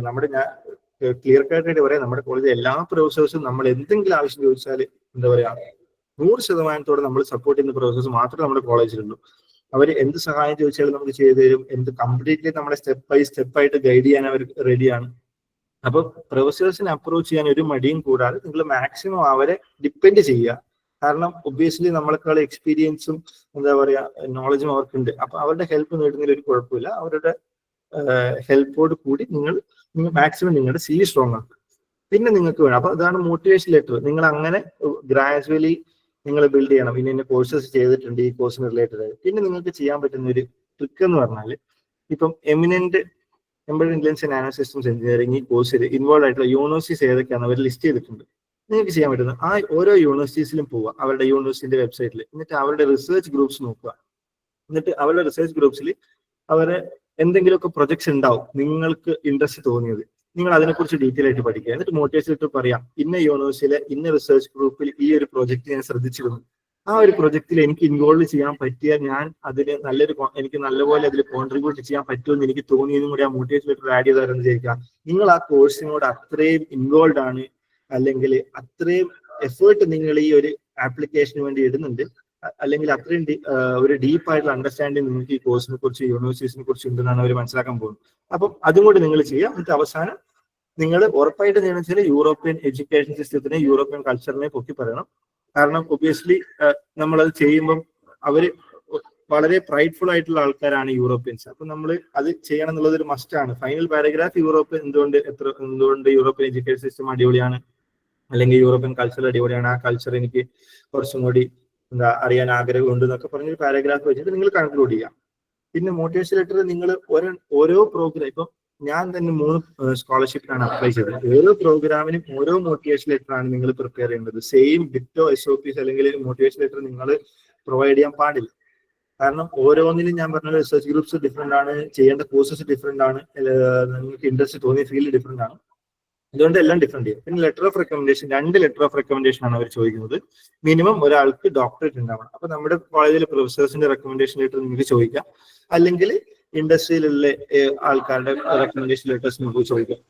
പിന്നെ വേണ്ടത് അക്കാഡമിക് ട്രാൻസ്ഫർ, നമ്മുടെ KTUന്ന് ഒഫീഷ്യൽ ട്രാൻസ്ഫർ നമുക്ക് റിക്വസ്റ്റ് ചെയ്യാൻ പറ്റും. അപ്പൊ ഇത്രയാണ് ഡോക്യുമെന്റ്സ് നീഡഡ്. ഈ ഇത്രയും ഡോക്യുമെന്റ്സിലാണ് നിങ്ങൾ ബാക്കിയുള്ള കുട്ടികളുമായിട്ട് കോമ്പീറ്റ് ചെയ്യുന്നത്. ഇതിന്റെ ഇടയിൽ നിങ്ങളുടെ ഗ്രേഡ് നോക്കും. ഓക്കെ, ഞാനൊരു കാര്യം പറയാം, 9 above അല്ലെങ്കിൽ 90% above മാർക്ക് ഉണ്ടെങ്കിൽ അത് നിങ്ങൾക്ക് ഒരു സെല്ലിംഗ് പോയിന്റ് ആണ്. എന്ന് വെച്ച് CGPA കുറവുള്ള കുട്ടികൾക്ക് എന്താ പറയുക, ചാൻസ് കുറവാന്നല്ല. 8 CGPA ഉള്ള കുട്ടിക്ക് ഫുള്ളി ഫണ്ടഡ് സ്കോളർഷിപ്പ് കിട്ടിയിട്ടുണ്ട്. അവര് പക്ഷെ എന്താ ചെയ്യാന്ന് വെച്ചാൽ അത്രത്തോളം എന്താ പറയാ എഫേർട്ട് അവര് ഈ CGPA വെച്ചിട്ട് തന്നെ ജഡ്ജ് ചെയ്യരുത് എന്ന് പറയുന്ന ഒരു ഡോക്യുമെന്റ്സ് അല്ലെങ്കിൽ അങ്ങനെ പറയുന്ന ഒരു ആപ്ലിക്കേഷൻ ആയിരിക്കണം നമ്മൾ പ്രസന്റ് ചെയ്യേണ്ടത്. ഫോർ എക്സാമ്പിൾ, എനിക്ക് അറിയുന്ന ഒരു സ്റ്റുഡന്റ് ഇക്കൊല്ലം തന്നെ ഫുള്ളി ഫണ്ട് സ്കോളർഷിപ്പ് കിട്ടുന്നു. അവൻ ചെയ്തതെന്ന് വെച്ചാൽ അവന് CGPA 8 സംതിങ് ഉള്ളൂ. അവൻ ചെയ്തതെന്ന് വെച്ചാൽ GRE എന്ന് പറയുന്ന എക്സാം ഉണ്ട്. അതില് മെയിൻലി അവർ ടെസ്റ്റ് ചെയ്യുന്നത് നമ്മുടെ mathematical ability and English proficiency. നമ്മൾ ഇന്ത്യൻസിനെ സംബന്ധിച്ചിടത്തോളം അത് വളരെ എളുപ്പമാണ്. കുറച്ച് അത്യാവശ്യം ഒരു 2 to 3 weeks പ്രാക്ടീസ് ചെയ്താൽ നിങ്ങൾക്ക് അതിൽ ഹൈ സ്കോർ ചെയ്യാൻ പറ്റും. അത് സ്കോർ ചെയ്തിട്ട് അവൻ ചെയ്യുന്നത് 340 330 സംതിങ് അവൻ സ്കോർ ചെയ്തു. അപ്പോൾ അവൻ അവിടെ എന്താണ് പറയുന്നത്, CGPA വെച്ച് തന്നെ കൺസിഡർ ചെയ്യരുത്, ഞാൻ അക്കാഡമിക്കലി ബ്രില്യന്റ് ആണ് അവൻ സ്റ്റേറ്റ് ചെയ്ത് കൊടുക്കുകയാണ്. പക്ഷെ അതിലും ഏറ്റവും സുഖം ആയിട്ടുള്ള പരിപാടി നിങ്ങൾ കോളേജിൽ നല്ലപോലെ പഠിക്കുക, ക്ലാസ് ശ്രദ്ധിച്ച് ഗ്രേഡ്സ് വാങ്ങുക എന്നുള്ളത് തന്നെയാണ്. കാരണം GRE എന്ന് പറഞ്ഞ എക്സാം എഴുതാൻ 22,000 നമ്മൾ കൊടുക്കും. IELTS എഴുതാൻ നമ്മൾ 17,000 കൊടുക്കണം. അപ്പം ഇറാസ്മസ് മുണ്ടസിന് ഒരു സ്കോളർഷിപ്പിന് ആപ്ലിക്കേഷൻ ഫീ ഇല്ല. പക്ഷെ ഇങ്ങനത്തെ സർട്ടിഫിക്കറ്റ്സ് നമ്മൾ ഒബ്റ്റെയിൻ ചെയ്യാൻ വേണ്ടി നമ്മുടെ കയ്യിൽ നിന്ന് പൈസ പോകുന്നുണ്ട്. അപ്പം IELTSന് തന്നെ 17K ആവുന്നത് കൊണ്ട് നിങ്ങൾ GRE മാക്സിമം ഒഴിവാക്കാൻ നോക്കുക. അത് വേണമെന്ന് എവിടെയും അവർ നിർബന്ധം പറയില്ല. ഇറാസ്മസിൽ ഒരു കോഴ്സസും GRE മാൻഡേറ്ററി പറയുന്നില്ല. അപ്പം മാക്സിമം നിങ്ങൾ അക്കാഡമിക്കലി സൗണ്ട് ആവാൻ നോക്കും. ഇനി ഞാൻ പറഞ്ഞു, ഇറാസ്മസ് മാത്രമല്ല നിങ്ങളുടെ മുമ്പിലുള്ള സ്കോളർഷിപ്സ്, ഇഷ്ടംപോലെ സ്കോളർഷിപ്സ് ഉണ്ട്. ഫോർ എക്സാമ്പിൾ, ജർമ്മനിയിൽ DAD ഉണ്ട്, ഫ്രാൻസിൽ ഐഫൽ ഉണ്ട്, ജപ്പാനിൽ മെക്സ്റ്റ് ഉണ്ട്, UK ഷെവനിങ്, US full bright, Swedish institute scholarship, ഇങ്ങനെ ഇഷ്ടംപോലെ ഉണ്ട്. നമ്മുടെ പ്രശ്നം വെച്ചാൽ നമ്മളൊന്നും അന്വേഷിക്കുന്നില്ല. ഇപ്പൊ ഇന്നത്തെ ടൈമിൽ നമ്മൾ ജസ്റ്റ് ChatGPT-നോടൊന്ന് ചോദിച്ചാൽ മതി ഏതൊക്കെ സ്കോളർഷിപ്പ് ആണ്, അല്ലെങ്കിൽ ഏതൊക്കെയാണ് ഫുള്ളി ഫണ്ട് സ്കോളർഷിപ്പ് എനിക്ക് അപ്ലൈ ചെയ്യാൻ പറ്റുന്നത്. അപ്പൊ കംപ്ലീറ്റ് അതിന്റെ ഡീറ്റെയിൽസ് നമുക്ക് അയച്ചു തരും. പക്ഷെ ഇതിന്റെയൊക്കെ ഒരു വ്യത്യാസം എന്താന്ന് വെച്ചാൽ, ഇറാസ്മസ് എന്ന് പറഞ്ഞാൽ നമ്മുടെ അഡ്മിഷന്റെ കാര്യം ചിന്തിക്കേണ്ട. നമുക്ക് ആ ഒരു സ്കോളർഷിപ്പിലേക്ക് നമുക്ക് കിട്ടിക്കഴിഞ്ഞാൽ നമ്മുടെ അഡ്മിഷൻ പക്കയാണ്. ബട്ട് DAD, ഐഫൽ, മെക്സ്റ്റ്, ഷെവനിങ്, അതേപോലെ ചാർപ്പക്ക് എന്ന് പറഞ്ഞ സ്കോളർഷിപ്പ് ഉണ്ട്. ഈ സ്കോളർഷിപ്സിന്റെ ഒക്കെ പ്രത്യേകത വെച്ചാൽ നമുക്ക് ഡയറക്ട്ലി ഇതിന് അപ്ലൈ ചെയ്യാൻ പറ്റില്ല. നമുക്ക് ഇപ്പൊ ജർമ്മൻ DAD എക്സാമ്പിൾ ആയിട്ട് ഞാൻ DAD സ്കോളർഷിപ്പ് വെച്ച് പറയാം. DAD സ്കോളർഷിപ്പ് നമുക്ക് അപ്ലൈ ചെയ്യണമെങ്കിൽ ഏതെങ്കിലും ഒരു ജർമ്മൻ യൂണിവേഴ്സിറ്റി എന്നുള്ള ഒരു എന്താ പറയാ ഇൻവിറ്റേഷൻ ലെറ്റർ നമുക്ക് ഉണ്ടാവണം. അപ്പൊ എങ്ങനെ ഇൻവിറ്റേഷൻ ലെറ്റർ നമുക്ക് കിട്ടും? നമ്മൾ ഓരോ ജർമ്മനിയിലുള്ള ടോപ്പ് യൂണിവേഴ്സിറ്റീസ് നിങ്ങൾ സെർച്ച് ചെയ്യുക ഇൻഡിവിജ്വലി. ഓരോ യൂണിവേഴ്സിറ്റീസിന്റെ അഡ്മിഷൻസ് ഓഫീസിന്റെ കോൺടാക്ട് ഇൻഫോ ഇതിലുണ്ടാവും. അപ്പൊ നിങ്ങൾ അവർക്ക് മെയിൽ അയച്ച് ചോദിക്കുക, ഞാനൊരു ഇന്റർനാഷണൽ സ്റ്റുഡന്റ് ആണ്, ഈ ഇയറിലാണ്, എനിക്ക് ആ യൂണിവേഴ്സിറ്റിയിൽ ഇന്ന ടോപ്പിക്കിൽ മാസ്റ്റേഴ്സ് ചെയ്യാൻ വരാൻ താല്പര്യമുണ്ട്, ബട്ട് ഫുള്ളി ഫണ്ടഡ് ആണെങ്കിൽ മാത്രമേ എനിക്ക് വരാൻ പറ്റുള്ളൂ. അപ്പം എനിക്കൊരു ഇൻവിറ്റേഷൻ ലെറ്റർ വേണം, അതുകൊണ്ട് എനിക്ക് DAD സ്കോളർഷിപ്പിന് അപ്ലൈ ചെയ്യാൻ പറ്റും. അപ്പം ഇതിന് ഞാൻ എന്താണ് ചെയ്യേണ്ടത് ചോദിക്കുക ഇൻവിറ്റേഷൻ ലെറ്റർ ചെയ്യാൻ വേണ്ടിയിട്ട്. അപ്പം അവിടെയുള്ള യൂണിവേഴ്സിറ്റീസ് ഒന്നും ഒരു വീക്കിൽ കൂടുതൽ എടുക്കാറില്ല. കംപ്ലീറ്റ് ഡീറ്റെയിൽസ് അടക്കം നമുക്ക് അവർ റിപ്ലൈ ചെയ്തിരിക്കുന്ന കാര്യം പക്കയാണ്. അപ്പൊ നിങ്ങൾ ചെയ്യേണ്ടത് ഇറാസ്മസ് മാത്രം ഫോക്കസ് ചെയ്യാതെ മാക്സിമം സ്കോളർഷിപ്സിന് അപ്ലൈ ചെയ്യുക. സ്വീഡനിലുള്ള KTH എന്ന് പറഞ്ഞ യൂണിവേഴ്സിറ്റി ഉണ്ട്. ഇക്കൊല്ലം വേൾഡ് റാങ്കിങ്ങിൽ ടോപ്പ് 5 വന്നിരിക്കുന്ന യൂണിവേഴ്സിറ്റിയാണ് KTH. അവിടുത്തെ nano electronics and embedded systems department ഒക്കെ വേൾഡ് ലീഡിംഗ് ആണ്. അതേപോലെ ജർമ്മനിയിൽ TU ഡ്രെസ്ഡൻ എന്ന് പറഞ്ഞ യൂണിവേഴ്സിറ്റി ഉണ്ട്. അവിടുത്തെ nano electronics wing world leading ആണ്. പിന്നെ എനിക്ക് പറയാനുള്ളത് റോഡ്സ് എന്ന് പറഞ്ഞ സ്കോളർഷിപ്പ് ഉണ്ട്. ഇത് വളരെ കോമ്പറ്റീഷൻ ആണ്. ഇറാസ്മസിനെക്കാളും ഒക്കെ കോമ്പറ്റീഷൻ ആണ്. കാരണം ഇതിൽ മാസ്റ്റേഴ്സ് ഡിഗ്രി പ്രൊവൈഡ് ചെയ്യുന്ന ഓക്സ്ഫോർഡ് യൂണിവേഴ്സിറ്റി. ഇതിന് നിങ്ങൾ അപ്ലൈ ചെയ്യേണ്ടത്, ഇതിപ്പോ നവംബറിലൊക്കെ ആയിരുന്നല്ലോ, ഇപ്പം നെക്സ്റ്റ് ഇയറിലേക്കുള്ള ആപ്ലിക്കേഷൻ ഇപ്പോഴേ തുടങ്ങിയിട്ടുണ്ട് റോഡ് സ്കോളർഷിപ്പിന്. ഇതിൽ ഇവർ കൺസിഡർ ചെയ്യുന്ന ഓണേഴ്സ് ഡിഗ്രി ഉള്ള സ്റ്റുഡൻസിന് എക്സ്ട്രാ പ്രയോറിറ്റി ഉണ്ട് റോഡ്സിന്.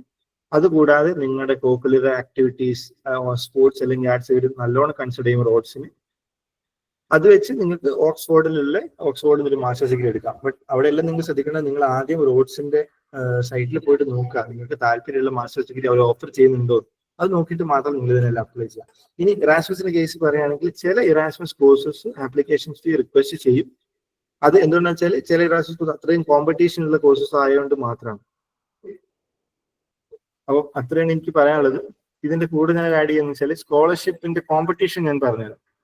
ഇത് ഒരു കോഴ്സിന് വെച്ചാൽ എമിനന്റ് എന്ന് പറഞ്ഞ കോഴ്സ് എനിക്ക് അഡ്മിഷൻ കിട്ടിയ ഒരു കോഴ്സിന് വേൾഡ് വൈഡ് അറൌണ്ട് 30 സ്റ്റുഡൻസിനാണ് ഇവർ സെലക്ട് ചെയ്യുക. അതിൽ 15 സ്റ്റുഡൻസിന് ഓൾമോസ്റ്റ് 15 സ്റ്റുഡൻസിന് ഇവർ ഫുള്ളി ഫണ്ടഡ് സ്കോളർഷിപ്പ് കൊടുക്കും. എന്ന് വെച്ചാൽ ഞാൻ പറഞ്ഞാൽ ട്യൂഷൻ ഫീ കവർ ചെയ്യും, ലിവിംഗ് എക്സ്പെൻസ് കവർ ചെയ്യും, സകല കാര്യങ്ങൾ കവർ ചെയ്യും. അതാണ് 15 സ്റ്റുഡൻസ്. ബാക്കിയുള്ള സെലക്ട് ചെയ്യുന്ന സ്റ്റുഡൻസ് എന്ന് വെച്ചാൽ ഒരു വിഭാഗം സ്റ്റുഡൻസ് പാർഷ്യലി ഫണ്ടഡ് ആണ്. വെച്ചാൽ നമ്മൾ ട്യൂഷൻ ഫീസ് കൊടുക്കണ്ട, ബട്ട് ജീവിത ചെലവ് നമ്മൾ തന്നെ നോക്കണം എന്നുള്ള ഒരു സ്കീമാണത്. അതിന് ജോയിൻ ചെയ്യുന്ന 1-2 സ്റ്റുഡൻസ് ഉണ്ടാവും. കാരണം അവരുടെ മനസ്സിൽ എന്താണ്, അവിടെ ചെന്നിട്ട് നമുക്ക് സ്കോളർഷിപ്സിന് വേറെ സ്കോളർഷിപ്പ്, ഞാൻ ഈ പറഞ്ഞ കൺട്രി സ്പെസിഫിക് സ്കോളർഷിപ്സ് ഉണ്ടാവും, അതിനൊക്കെ അപ്ലൈ ചെയ്ത് നമുക്ക് കോപ്പ് ചെയ്യാൻ പറ്റും. അല്ലെങ്കിൽ ഇൻഡസ്ട്രി റിലേറ്റഡ് ആണ്, പല ജോയിന്റ് മാസ്റ്റേഴ്സ് ഡിഗ്രിയാണ് നമുക്ക് കിട്ടുന്നത്. ഈ ബെനിഫിറ്റ്സ് ഉണ്ട്. പിന്നെ വേറെ സെൽഫ് ഫണ്ടഡ് സ്റ്റുഡൻസ് എന്ന് വെച്ചാൽ ഒരു ടൈപ്പ് ട്യൂഷൻ ഫീ വേവരും ഇല്ല, മന്ത്ലിയുള്ള സ്റ്റൈഫൻഡും ഇല്ല, നിങ്ങൾക്ക് പക്ഷെ അഡ്മിഷൻ അവർ ഓഫർ ചെയ്യും. ഈ 3 ടൈപ്പാണുള്ളത്. ഈ 15 സ്റ്റുഡൻസിന് ഫുള്ളി ഫണ്ടഡ് സ്കോളർഷിപ്പ് കിട്ടുന്നുണ്ടെങ്കിൽ ഈ 15ല് ഇവർക്ക് റെസ്ട്രിക്ഷൻ ഉള്ളതെന്ന് വെച്ചാൽ ഒരു കൺട്രിയിൽ നിന്ന് മാക്സിമം 3 സ്റ്റുഡൻസിനെയാണ് ഇവരൊരു പ്രോഗ്രാമിലേക്ക് അഡ്മിഷൻ കൊടുക്കുക. അപ്പോൾ ഇത്രയും കോമ്പറ്റീഷൻ ഉണ്ടെന്ന് നിങ്ങൾ മനസ്സിലാക്കുക. അപ്പം അതുകൊണ്ട് നിങ്ങൾ ജസ്റ്റ് അപ്ലൈ ചെയ്ത് പോകരുത്. ഞാൻ പറഞ്ഞ പോലെ മോട്ടിവേഷൻ ലെറ്റർ 10-20 വട്ടം റീറൈറ്റ് ചെയ്യുക, മാക്സിമം സ്കോളർഷിപ്പിന് അപ്ലൈ ചെയ്യുക. ഞാൻ ചെയ്യാതിരുന്ന കാര്യങ്ങളാണ് ഞാൻ നിങ്ങളോട് പറയുന്നത്. ഞാൻ ഒരെണ്ണം മാത്രം ഫോക്കസ് ചെയ്തു. അത് അങ്ങനെ നിങ്ങളാരും ചെയ്യരുത്. കാരണം ഇഷ്ടംപോലെ സ്കോളർഷിപ്സ് ഉണ്ട്, ഇതിനേക്കാളും ബെറ്റർ സ്കോളർഷിപ്സ് ഉണ്ട്, ബെറ്റർ യൂണിവേഴ്സിറ്റീസ് ഉണ്ട്. നിങ്ങൾ അതെല്ലാം നോക്കുക. എന്റെ കൂടെയുള്ള ഒരു കോമ്പറ്റീവ് സ്റ്റുഡന്റ് വേറെ ഒരു എംനാനോ എന്ന് പറഞ്ഞൊരു കോഴ്സിലേക്ക് അഡ്മിഷൻ കിട്ടിയിരുന്നു. ആ കുട്ടി എന്നോട് ചോദിച്ചു എത്ര സ്കോളർഷിപ്പ് അപ്ലൈ ചെയ്യും. ഞാൻ പറഞ്ഞു 3. ഞാൻ അതിനോട് തിരിച്ചു ചോദിച്ചാൽ പറഞ്ഞു 22 സ്കോളർഷിപ്സ് ആണ് ഞാൻ അപ്ലൈ ചെയ്തത്. 22 universities and 22 universities and scholarship include 22. അതിന് കൂടെ അവൻ പറഞ്ഞ വെച്ചാൽ അവന്റെ മോട്ടിവേഷൻ ലെറ്റർ, ഈ കുട്ടി തന്നെയാണ് ഞാൻ പറഞ്ഞ HCGP മോട്ടിവേഷൻ ലെറ്റർ 10-20 വട്ടം റീറൈറ്റ് ചെയ്തിട്ടുണ്ടെന്നാണ് പറഞ്ഞത്. അപ്പം അവൻ ഇടുന്ന എഫേർട്ടിലാണ് കാര്യം. നമ്മൾ ഒന്നിനെയും ചെറുതാക്കി എടുക്കാതെ അല്ലെങ്കിൽ എന്തൊരു കാര്യം നമ്മൾ അപ്ലൈ ചെയ്യുമ്പോഴും നമ്മൾ 100% എഫേർട്ടോട് കൂടി വേണം ചെയ്യാൻ. ഇത് നമ്മുടെ കോളേജിലെ എല്ലാ സ്റ്റുഡൻസിനും വിചാരിച്ചാൽ കിട്ടാൻ പറ്റുന്ന സ്കോളർഷിപ്പ് മാത്രമേ ഉള്ളൂ. എന്ത് ഡൗട്ട്സ് ഉണ്ടെങ്കിലും നിങ്ങൾക്ക് നമ്മുടെ സീനിയേഴ്സിനോടും അലൂമിനീസിനോടും കോണ്ടാക്ട് ചെയ്യാം. സകല രീതിയിൽ ഇപ്പം നിങ്ങൾ ഏജൻസീസിനെ അപ്രോച്ച് ചെയ്താൽ അവരും ചെയ്തു തരും. അതിന്റെ ആവശ്യമില്ല. പല കുട്ടികൾക്കും തോന്നും ഈ ആപ്ലിക്കേഷൻ പ്രൊസീജിയർ ഞാൻ ഏജൻസി വഴി ചെയ്താലോ എന്ന്. ഞാൻ ഏജൻസി വഴി ചെയ്തിട്ടില്ല, എന്റെ ബ്രദർ ഏജൻസി വഴി ചെയ്തിട്ടില്ല. പക്ഷെ ഇപ്പോൾ എൻ്റെ കൂടെ കിട്ടിയ ഒരു സ്റ്റുഡന്റ് ഏജൻസി വഴിയാണ് കംപ്ലീറ്റ് ചെയ്തത്. പക്ഷെ ഏജൻസിന്റെ ആവശ്യമില്ല. കാരണം ആപ്ലിക്കേഷൻ പ്രോസസ് വളരെ സിമ്പിൾ ആണ്. നമുക്ക് ഒറ്റയ്ക്ക് കിട്ടാൻ അല്ലെങ്കിൽ ഒറ്റയ്ക്ക് ഒപ്പിക്കാൻ പറ്റുന്ന ഡോക്യുമെന്റ്സ് ഒക്കെ അവർ ചോദിക്കുന്നുള്ളൂ. അപ്പം ഇത്രയുമാണ് എനിക്ക് പറയാനുള്ളത് സ്കോളർഷിപ്സിനെ കുറിച്ച്. ഇനി എന്തെങ്കിലും ഡൗട്ട്സ് ഉണ്ടെങ്കിൽ അത് ഇതിന്റെ സെഷൻ കഴിഞ്ഞ് നിങ്ങൾക്ക് ജനറൽ Q&A സെഷനിൽ എന്നോട് ചോദിക്കാം.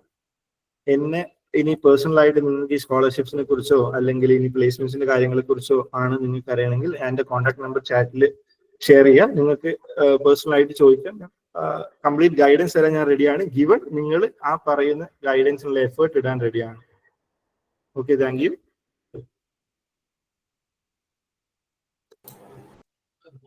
ഓക്കെ ജിനേട്ടാ, താങ്ക് യു. അപ്പോ നെക്സ്റ്റ് അതിഥേട്ടാ. ഹലോ, കേൾക്കാമോ? കേൾക്കാം.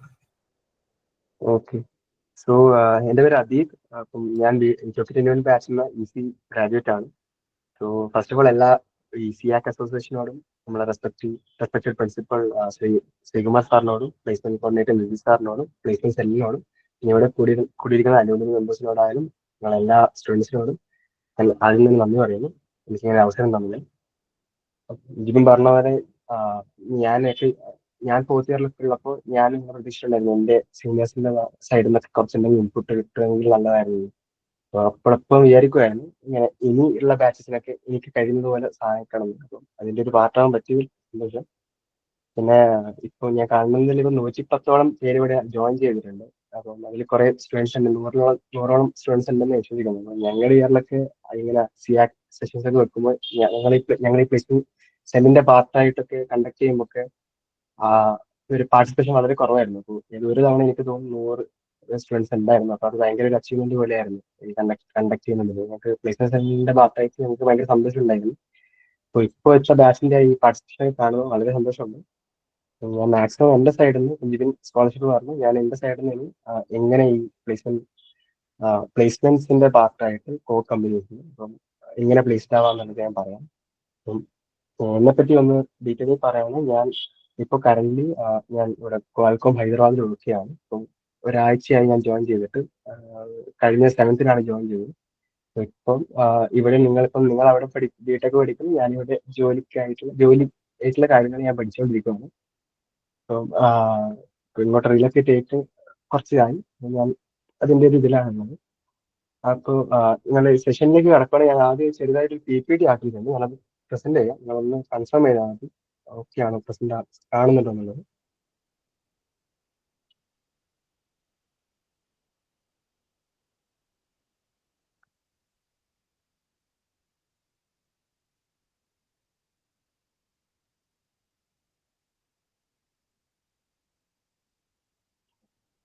കാണുന്നുണ്ടോ? PPT ഷെയർ ആയിട്ടില്ല. ഷെയർ ആയി ഒറ്റ ഷെയർ ആയി.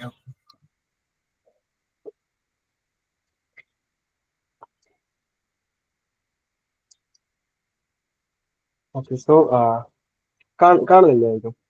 ഓക്കെ, അപ്പൊ ഞാൻ സ്റ്റാർട്ട് ചെയ്യാം. അപ്പം മെയിൻലി ഇന്ന് എങ്ങനെ പ്ലേസ്മെന്റ്, അതായത് എങ്ങനെ കോർ കമ്പനീസിലേക്ക് ജോയിൻ ചെയ്യാന്നുള്ളതാണ് ഞാൻ പറയാൻ ഉദ്ദേശിക്കുന്നത്. ഇനി അതിന്റെ കൂടെ തന്നെ എൻ്റെ പേഴ്സണൽ എക്സ്പീരിയൻസ്.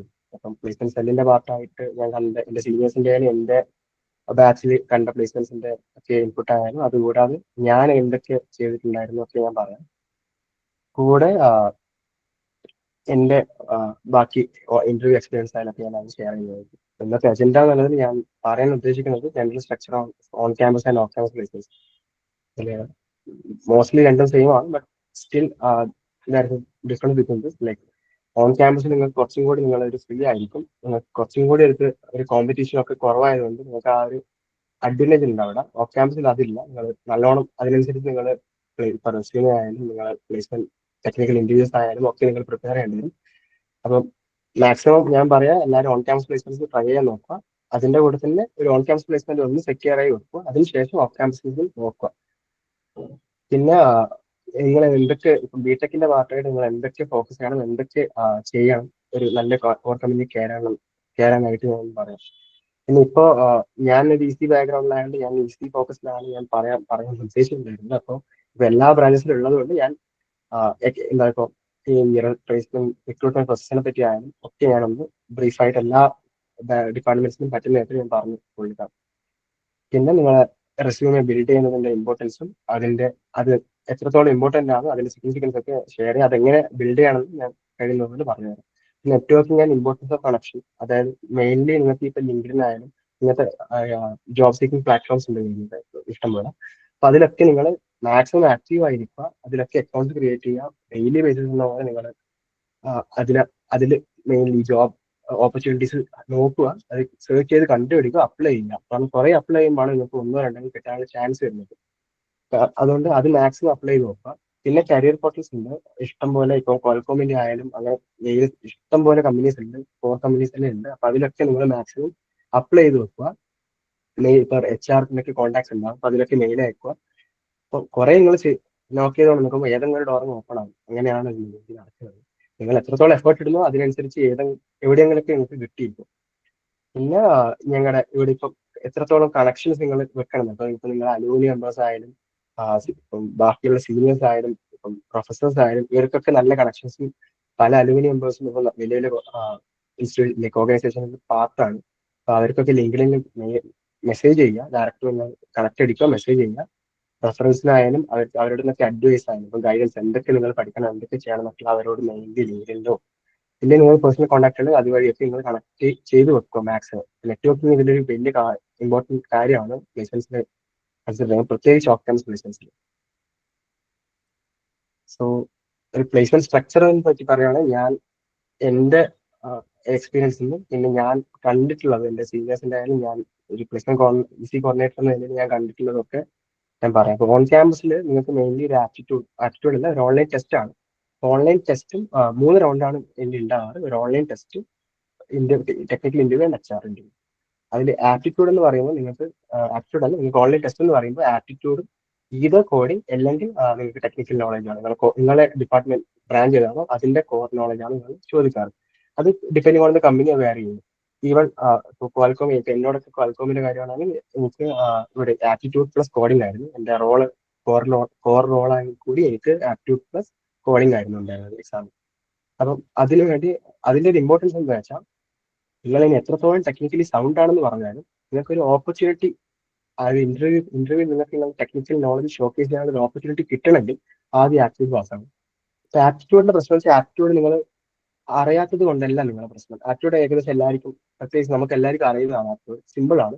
പക്ഷേ ആപ്റ്റിറ്റ്യൂഡിന്റെ പ്രശ്നം വെച്ചാൽ ടൈം ലിമിറ്റിനുള്ളിൽ ഒരു ടൈമിനുള്ളിൽ കംപ്ലീറ്റ് ചെയ്തതാണ് നിങ്ങളുടെ ആപ്റ്റിറ്റ്യൂഡിന്റെ മെയിൻ ഇഷ്യൂ. അപ്പൊ നിങ്ങൾ അതിനെന്താ വെച്ചാൽ ഇഷ്ടം പോലെ വേരിയസ് വെബ്സൈറ്റ്സ് ഉണ്ട്, ഇന്ത്യ ഗീക്സ് ഫോർ ഗീക്സ്. അതുപോലെ തന്നെ നിങ്ങൾ ജസ്റ്റ് ഗൂഗിൾ ചെയ്ത് നോക്കിയാൽ അതുപോലെ തന്നെ വേറെയും കുറെ വെബ്സൈറ്റ്സ് കാണാം. ഇതിലൊക്കെ മാക്സിമം അപ്ലൈ ചെയ്യാൻ നോക്കുക. ഇനി ഇതല്ലാതെ നമ്മുടെ ET ലാബ്സ് നമ്മുടെ കോളേജിന്റെ പ്ലേസ്മെന്റ് സെല്ലിന്റെ വഴി പ്രൊവൈഡ് ചെയ്യുന്നുണ്ട്. അതായത് ഈ ആപ്റ്റിറ്റ്യൂഡ് ടെസ്റ്റിനൊക്കെ ആപ്റ്റിറ്റ്യൂഡ് ടെസ്റ്റ് ഒക്കെ പ്രൊവൈഡ് ചെയ്യുന്നുണ്ട്. അപ്പൊ അതൊക്കെ യൂട്ടിലൈസ് ചെയ്യുന്നു. അപ്പൊ അതിന് ലിങ്ക് ഞാൻ ഇതിൽ അവസാനം ഞാൻ ചാറ്റ് ബോക്സിൽ ഇടാം, ET ലാബിന്റെ ലിങ്ക്.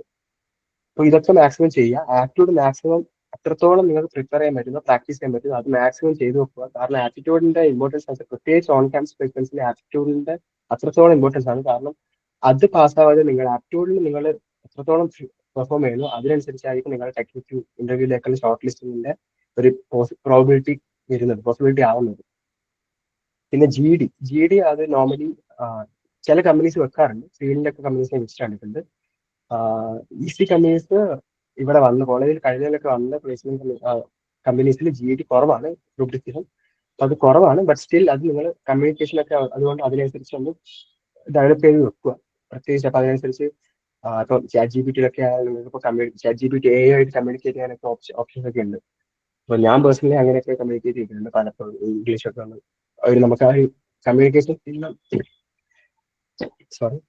നമുക്ക് ആ കമ്മ്യൂണിക്കേഷൻ സ്കില്ലൊന്ന് ഡെവലപ്പ് ചെയ്യാൻ വേണ്ടിയിട്ട് ChatGPT പോലത്തെ വേറെ AI പ്ലാറ്റ്ഫോംസ് ഉണ്ട്. നിങ്ങൾക്ക് അവരുമായിട്ട് കമ്മ്യൂണിക്കേറ്റ് ചെയ്യണം ഇഷ്ടം പോലെ. എന്നിട്ട് ഒരു അത്യാവശ്യം ഒരു ടൈം പീരീഡ് നമുക്ക് കിട്ടും ChatGPT കമ്മ്യൂണിക്കേറ്റ്. അപ്പൊ അങ്ങനെയൊക്കെ മാക്സിമം യൂട്ടിലൈസ് ചെയ്യുക. എന്തെങ്കിലുമൊക്കെ റാൻഡം ടോപ്പിക്സ് പറയാം, അതിനുവേണ്ടി പ്രിപ്പയർ ചെയ്യുമ്പോൾ ജസ്റ്റ് പറഞ്ഞു നോക്കുക. അങ്ങനെയൊക്കെ ആ GD ഒക്കെ ട്രാക്ക് ചെയ്യാൻ എളുപ്പമാണ്. പിന്നെ ഓൺലൈൻ ടെസ്റ്റിൽ പറയുന്ന ആപ്റ്റിറ്റ്യൂഡിന്റെ കൂടെ തന്നെ കോഡിംഗ് നോളജും പ്ലസ് ടെക്നിക്കൽ നോളജാണ് ഉണ്ടാവുക.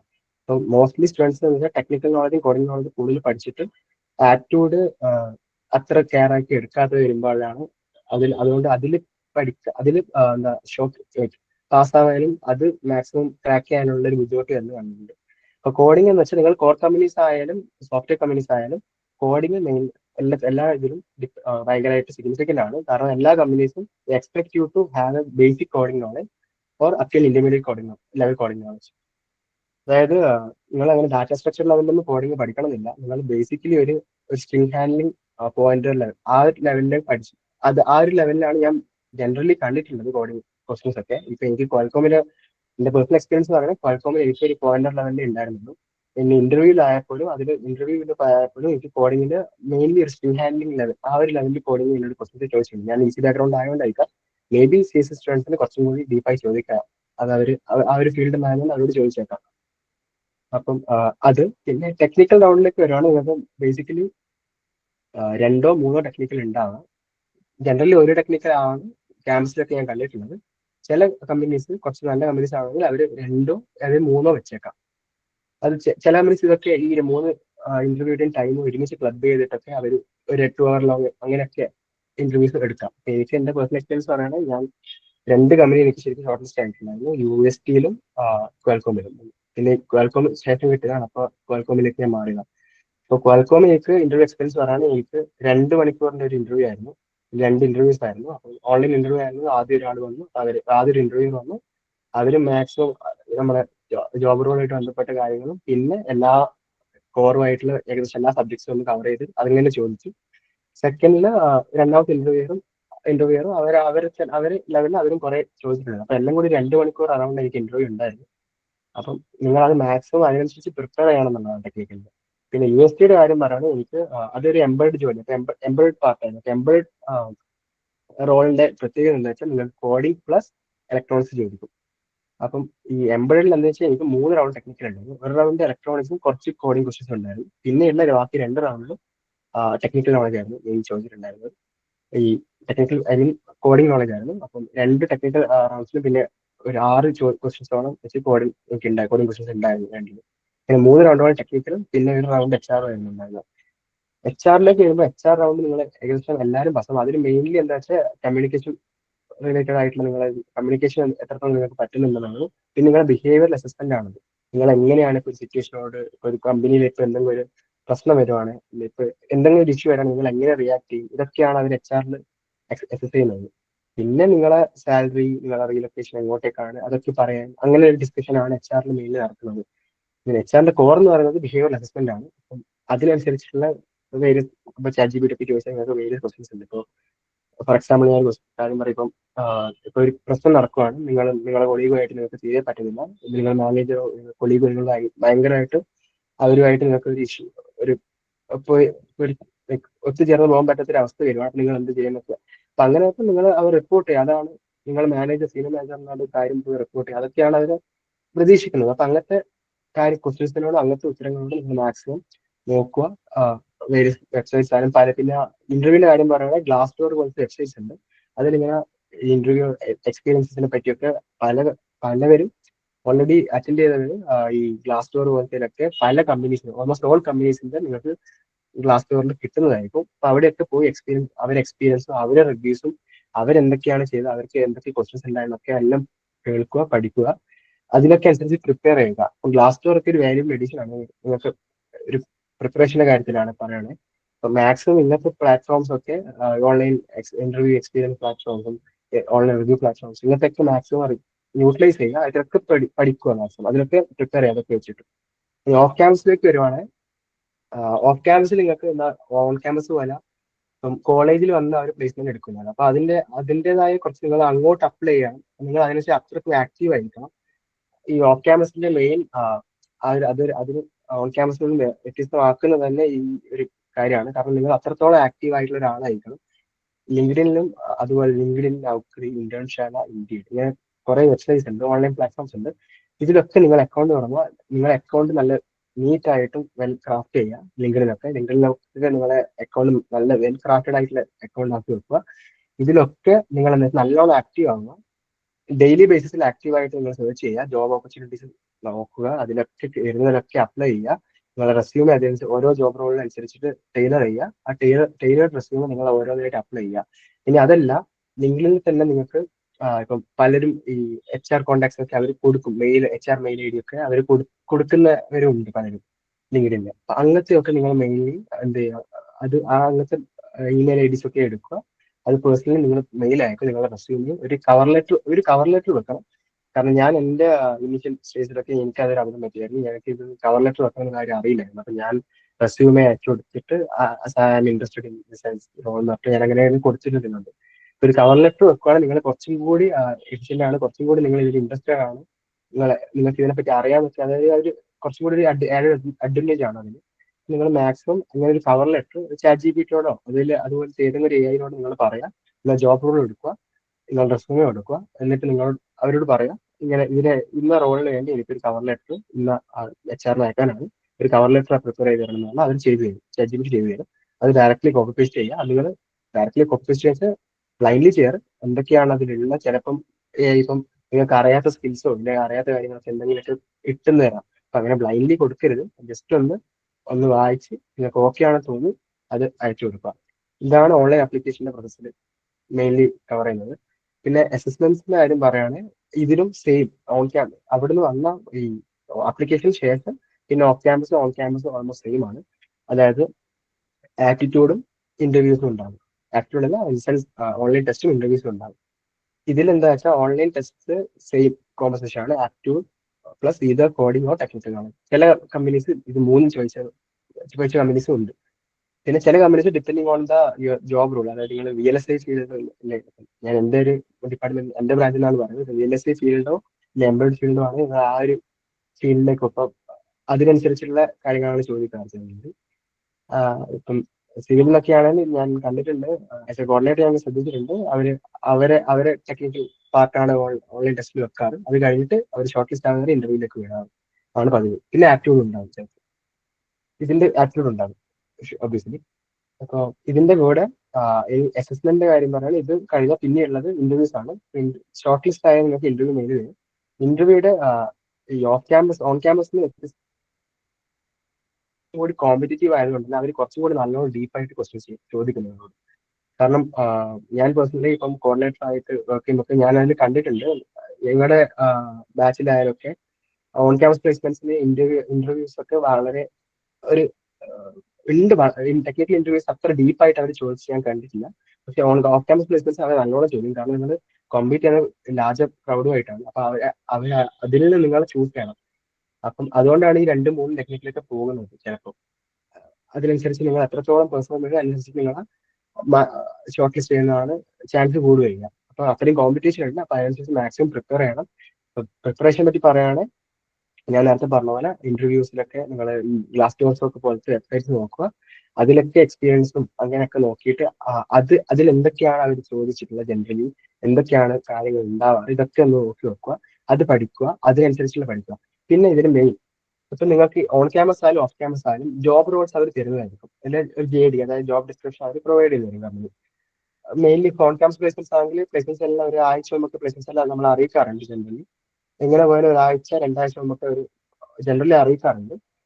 അപ്പം അതിന് കിട്ടിയ ഉടനെ നിങ്ങൾ എന്ത് ചെയ്യാ, ജോബ് ഡിസ്ക്രിപ്ഷൻ എടുക്കുക, ChatGPT ഇടുക, ChatGPT ചോദിക്കുക, ഇതൊന്ന് അനലൈസ് ചെയ്തിട്ട് ഇതിന്റെ ഈ ജോബ് ഡിസ്ക്രിപ്ഷൻ അനുസരിച്ച് ഞാൻ എന്തൊക്കെ പ്രിപ്പയർ ചെയ്യണം, ഏതൊക്കെ ടോപ്പിക്സ് പ്രിപ്പയർ ചെയ്യണം, എന്തൊക്കെയാണ് ഇതിന്റെ മെയിൻ പാർട്ട് നോക്കുക. പിന്നെ നിങ്ങൾ ഒന്ന് വായിച്ച് നിങ്ങൾക്ക് മനസ്സിലാകും അവരൊക്കെ. അപ്പൊ ഇത് പിന്നെ മിനിമം റിക്വയർമെന്റ്സും ഒക്കെ അവർ പാർട്ട് ഉണ്ടാവും ആ ജോബ് റോളിൽ. അപ്പൊ ഇതൊക്കെ ഒന്ന് ChatGPT ഇടുക, എന്നിട്ട് അതൊക്കെ എന്തൊക്കെ ടോപ്പിക്സാണ് പഠിക്കേണ്ടതെന്നും അങ്ങനെയൊക്കെ ഒന്ന് കൺഫേം ആക്കുക. എന്നിട്ട് ഈ ടോപ്പിക്സിൽ നിങ്ങൾ ഇപ്പൊ ഒരു 1-2 ആഴ്ച, ഇനിയിപ്പോ ഒരു 5 ദിവസം ആയാലും അതിൽ മാക്സിമം കണ്ടിന്യൂസ് ആയിട്ട് കഴിയുന്നത്ര എഫേർട്ട് ഇട്ട് പഠിക്കുക. അതിൽ കാരണം നിങ്ങൾ ഒരിക്കലും എക്സാം എഴുതാൻ പറഞ്ഞതുപോലെ അവർ പറയില്ല. നിങ്ങളോട് എല്ലാ കാര്യത്തിലും നിങ്ങൾക്ക് അതിന്റെ ഒരു ബേസിക് അണ്ടർസ്റ്റാൻഡിങ് ഉണ്ടാവണം എന്നുള്ളതാണ്. പിന്നെ ജോബ് റോളുമായിട്ട് ബന്ധപ്പെട്ട് അവർ പറയുന്ന മിനിമം റിക്വയർമെന്റ്സിന് നിങ്ങൾക്ക് മിനിമം ഒരു അണ്ടർസ്റ്റാൻഡിങ് ഉണ്ടാവണം. അതാണ് അവർ ഉദ്ദേശിക്കുന്നത്. പിന്നെ ഇതിന്റെ കൂടെ ഇപ്പം ജോബ് റോൾ, ഇപ്പം എന്റെ കേസാണ്, ഇപ്പോൾ WLAN ഞാൻ പ്ലേസ്ഡ് ആയിട്ടുള്ളത്. എന്റെ ഇന്റർവ്യൂ WLAN വയർലെസ് കമ്മ്യൂണിക്കേഷൻ ആണ്. അപ്പൊ ഞാൻ അതിൽ പഠിക്കേണ്ടിയിരുന്നത് വൈഫൈ ആയതുകൊണ്ട് ഞാൻ IEEE സ്റ്റാൻഡേർഡ്സും അതൊക്കെയായിരുന്നു. അപ്പൊ എന്റെ ESMന് ഞാൻ പഠിച്ച സബ്ജക്ട്സുമായിട്ട് ബന്ധപ്പെട്ടതാണ്. അപ്പൊ ഞാൻ അതുകൊണ്ട് എനിക്കത് കുറച്ച് കംഫർട്ടബിൾ ആയിരുന്നു. അപ്പൊ ഞാൻ അതിലാണ് ഡീപ്പായിട്ട് പഠിച്ചത്. അത് കൂടാതെ എന്റെ ഇന്റർവ്യൂ പറയുകയാണെങ്കിൽ എനിക്ക് 2 മണിക്കൂർ ഇന്റർവ്യൂവിൽ ഏകദേശം എല്ലാ സബ്ജക്ട്സ് ലൈക്ക് ഡിജിറ്റൽ ഇലക്ട്രോണിക്സ് ആയാലും എല്ലാ കോർ സബ്ജക്ട്സും എനിക്ക് ചോദിച്ചിട്ടുണ്ടായിരുന്നു. അപ്പൊ നിങ്ങൾ അതായത് അവർക്ക് ബാക്കി എല്ലാ സബ്ജക്ട്സും അവർ ചോദിക്കുന്നത് ബേസിക് ലെവലിലാണ്. നിങ്ങളോട് അങ്ങനെ ഡീപ്പായി ചോദിക്കും. നിങ്ങൾക്ക് ഒരു സ്റ്റക്ക് ആവാതെ പറയാൻ പറ്റണം. മിനിമം നിങ്ങൾക്ക് അറിയാമെന്നുള്ളത് അവർക്ക് തോന്നണം. അതാണ് അതിൽ. കാരണം നിങ്ങൾക്ക് തീരെ അറിയില്ല എന്ന് പറയുകയാണെങ്കിൽ അതൊരു മോശം കാര്യമല്ല. അറിയാത്ത കാര്യം അറിയില്ല എന്ന് പറയാം, നോട്ട് ഷുവർ എന്ന് പറയാം. കാരണം അത് വെറുതെ വെച്ച് ലാഗ് ആക്കേണ്ട ആവശ്യമില്ല. അറിയാത്ത കാര്യം അറിയില്ല എന്ന് പറയാം. പക്ഷെ എല്ലാ കാര്യവും അറിയില്ല എന്ന് പറഞ്ഞത് കാരണം നിങ്ങൾക്ക് അതുകൊണ്ട് നിങ്ങൾ മിനിമം പഠിച്ചിരിക്കണം. അപ്പൊ അതാണ് മെയിൻലി ഇന്റർവ്യൂവിന്റെ എക്സ്പീരിയൻസ് ഞാൻ പറയുകയാണ്. പിന്നെ ഇന്റർവ്യൂവിൽ മെയിൻലി നല്ല വെൽ ഡ്രസ്ഡ് ആകും. Online interviews off campus interviews ആയാൽ പോലും നല്ല വെൽ ഡ്രസ്ഡ് ആയിട്ട് പോവുക. ഇപ്പൊ ഫുൾ സ്ലീവ്സ് ആക്കാൻ നോക്കുക, കൂടെ ഇൻസൈഡ് ഒക്കെ ആക്കി. ബോയ്സ് ആണ് അങ്ങനെ, ഗേൾസ് ആണെങ്കിലും ഫോമൽസ് ഒക്കെ ഇട്ട് അതിനനുസരിച്ച് പ്രിപ്പയർ ചെയ്ത് പോവുക. ഇന്റർവ്യൂവിൽ അതൊരു ഇംപ്രഷൻ ആണ്. അത് നിങ്ങൾ അത്രത്തോളം ഇൻട്രസ്റ്റഡും അത്രത്തോളം ഫോക്കസ്ഡും ആണെന്നൊരു ഷോക്കേസ് ചെയ്യുന്ന കാര്യമാണ് ഈ ഡ്രസ്സിംഗ് ഒക്കെ. അപ്പൊ അതൊക്കെ മാക്സിമം നോക്കുക. അതൊക്കെ അതിന്റെ ഈ ഡ്രസ്സിംഗ് സ്റ്റൈലും അതൊക്കെ ആ ഒരു ബിഹേവിയറും ഒക്കെ നിങ്ങൾക്ക് ഇപ്പൊ യൂട്യൂബിലൊക്കെ നോക്കിയാൽ അതിൽ പല അഡ്വൈസും കോഴ്സസ് ഒക്കെ ഉണ്ട്. അപ്പൊ അത് ജസ്റ്റ് നോക്കിയാൽ മതി, വീഡിയോസ് ഒക്കെ ഉണ്ടാകും. ഇനി അടുത്തത് നിങ്ങൾ ബിടെക്കിൽ നിങ്ങൾ എന്തൊക്കെ പഠിക്കണം, എന്തൊക്കെ ചെയ്യണം, ഇങ്ങനത്തെ കമ്പനീസിൽ പ്ലേസ് ആകാനൊക്കെ ഞാൻ പറഞ്ഞു. അതായത് കോർ സബ്ജക്ട് നോളജ്, അതൊരു ഇപ്പൊ ഏത് ഡിപ്പാർട്ട്മെന്റ് ആയാലും കോർ സബ്ജക്ട് നോളജ് കോർ കമ്പനീസിൽ പ്ലേസ് ആവാൻ അതൊരു മെയിൻ പാർട്ടാണ്. ഇപ്പം മാക്സിമം നിങ്ങൾ കോർ സബ്ജക്ട് നിങ്ങൾ പഠിക്കുമ്പോൾ തന്നെ ലാസ്റ്റിലേക്ക് പഠിക്കാം, പിന്നെ പഠിക്കാന്നുള്ളതിനെ കാട്ടി നിങ്ങൾ മാക്സിമം കോൺസെപ്റ്റ് മാക്സിമം സ്ട്രോങ് ആക്കാൻ നോക്കുക. കൂടെ തന്നെ ഞാൻ നേരത്തെ പറഞ്ഞ പോലെ ഇപ്പൊ ഈ JD കിട്ടിയാൽ, ജോബ് ഡിസ്ക്രിപ്ഷൻ കിട്ടിയാൽ നിങ്ങൾ അത് ഇട്ടിട്ട് സർട്ടിഫിക്കറ്റ് എന്തെങ്കിലും ഇട്ടിട്ട് അത് അതിന്റെ മെയിൻ ടോപ്പിക്സ് ഫോക്കസ് ചെയ്ത് പഠിക്കുക. കൂടാതെ അതായത് നിങ്ങൾക്കൊന്ന് പിന്നെ ബ്രഷപ്പ് ചെയ്യുകയാണെങ്കിൽ നിങ്ങൾക്ക് മിനിമം ഒരു subject core subject knowledge minimum ലെവലിൽ ഉണ്ടാവണം. എന്നാലേ നിങ്ങൾക്ക് അത് പെട്ടെന്ന് ഒരു 1 വീക്കിനുള്ള എല്ലാ സബ്ജക്റ്റും ഒന്ന് ഇതിന്റെ മെയിൻ ടോപ്പിക്സ് ഡീപ്പായി പഠിക്കുകയും വേണം. കൂടാതെ ബാക്കി എല്ലാ സബ്ജക്ട്സും നിങ്ങളൊന്ന് ബ്രഷപ്പ് ചെയ്യണം. പിന്നെ അടുത്ത വരുവാണ് final year projects, mini projects. അതല്ലാത്ത പക്ഷം നിങ്ങൾക്ക് ബാക്കിയുള്ള നിങ്ങൾ എന്തൊക്കെ പ്രൊജക്ട്സ് നിങ്ങളെ അക്കാഡമിക് ഇയറിൽ അക്കാഡമിക്സ് നിങ്ങൾ എന്തൊക്കെ ചെയ്തിട്ടുള്ള അതൊക്കെ ഒരു വാല്യൂഡ് എഡിഷൻ ആണ് റെസ്യൂമിലേക്കും. അതുപോലെ തന്നെ നിങ്ങൾ ഇന്റർവ്യൂ കാര്യത്തിലാണ്. കാരണം ഈ പ്രൊജക്ട്സിന്റെ ഒരു മെയിൻ ഇമ്പോർട്ടൻസ് എന്ന് വെച്ചാൽ നിങ്ങളുടെ റെസ്യൂമിലേക്കുള്ള ഏറ്റവും ഇമ്പോർട്ടന്റ് ആയിട്ടുള്ള കാര്യങ്ങളിൽ ഒന്നാണ് പ്രൊജക്ട്സ്. കൂടെ നിങ്ങളെ ഇന്റർവ്യൂ എക്സ്പീരിയൻസസ് അതൊക്കെയാണ് പിന്നെ വരുന്നത്. എപ്പോഴും നിങ്ങളുടെ ഒരു ഇന്റർവ്യൂലായാലും എപ്പോൾ നിങ്ങളോട് ചോദിക്കുന്നത് മെയിൻലി ടെക്നിക്കൽ നോളജിന്റെ പുറമെ നിങ്ങളെ ഒന്ന് ആദ്യം വാവക്കുന്ന നിങ്ങളെ ഒന്ന് കംഫർട്ടബിൾ ആക്കാൻ അവർ ചോദിക്കുന്ന പ്രോജക്ട്സിനെ പറ്റിയാണ്. അപ്പൊ നിങ്ങൾ എത്രത്തോളം നിങ്ങൾ ശരിക്കും ചെയ്തതാണോ? കാരണം പല കോളേജിലും ഇത് പൈസ കൊടുത്ത് വാങ്ങുന്നവരൊക്കെ ഉണ്ട്. അപ്പൊ നിങ്ങൾ എത്രത്തോളം നിങ്ങൾക്ക് അത് അറിയാം, ശരിക്കും നിങ്ങൾ ചെയ്തതാണോ എന്നൊക്കെ അവർ കൺഫേം ചെയ്യാൻ അവർ കുറെ ചോദിക്കും. പ്രത്യേകിച്ച് നിങ്ങൾ ഇതിൽ എല്ലാ കാര്യവും നിങ്ങൾ ചെയ്തിട്ടുണ്ടോ ഒക്കെ എന്നോട് അവർ പലരും ചോദിച്ചിട്ടുണ്ട്. അപ്പൊ അങ്ങനെ അവർ മാക്സിമം അവർ ചോദിക്കും. അപ്പൊ അതിനനുസരിച്ച് നിങ്ങൾ പ്രോജക്റ്റിന് നിങ്ങൾ വൃത്തിയിൽ നല്ല ടോപ്പിക്സ് എടുക്കുക. ഇപ്പം 4 ഇയേഴ്സ് വരെ ഉണ്ടെങ്കിൽ 4 ഇയേഴ്സ് നിങ്ങൾ എത്തുന്ന നിലയിൽ ഇപ്പം 7 സ്റ്റാർട്ട് ചെയ്യുന്നതായിരിക്കും. അപ്പം BTech projects, final projects, topics selection ആയിരിക്കും ഇപ്പൊ ഞാൻ വിശ്വസിക്കുന്നു. അപ്പം മാക്സിമം നിങ്ങൾ നല്ല ടോപ്പിക്സ് എടുക്കുക.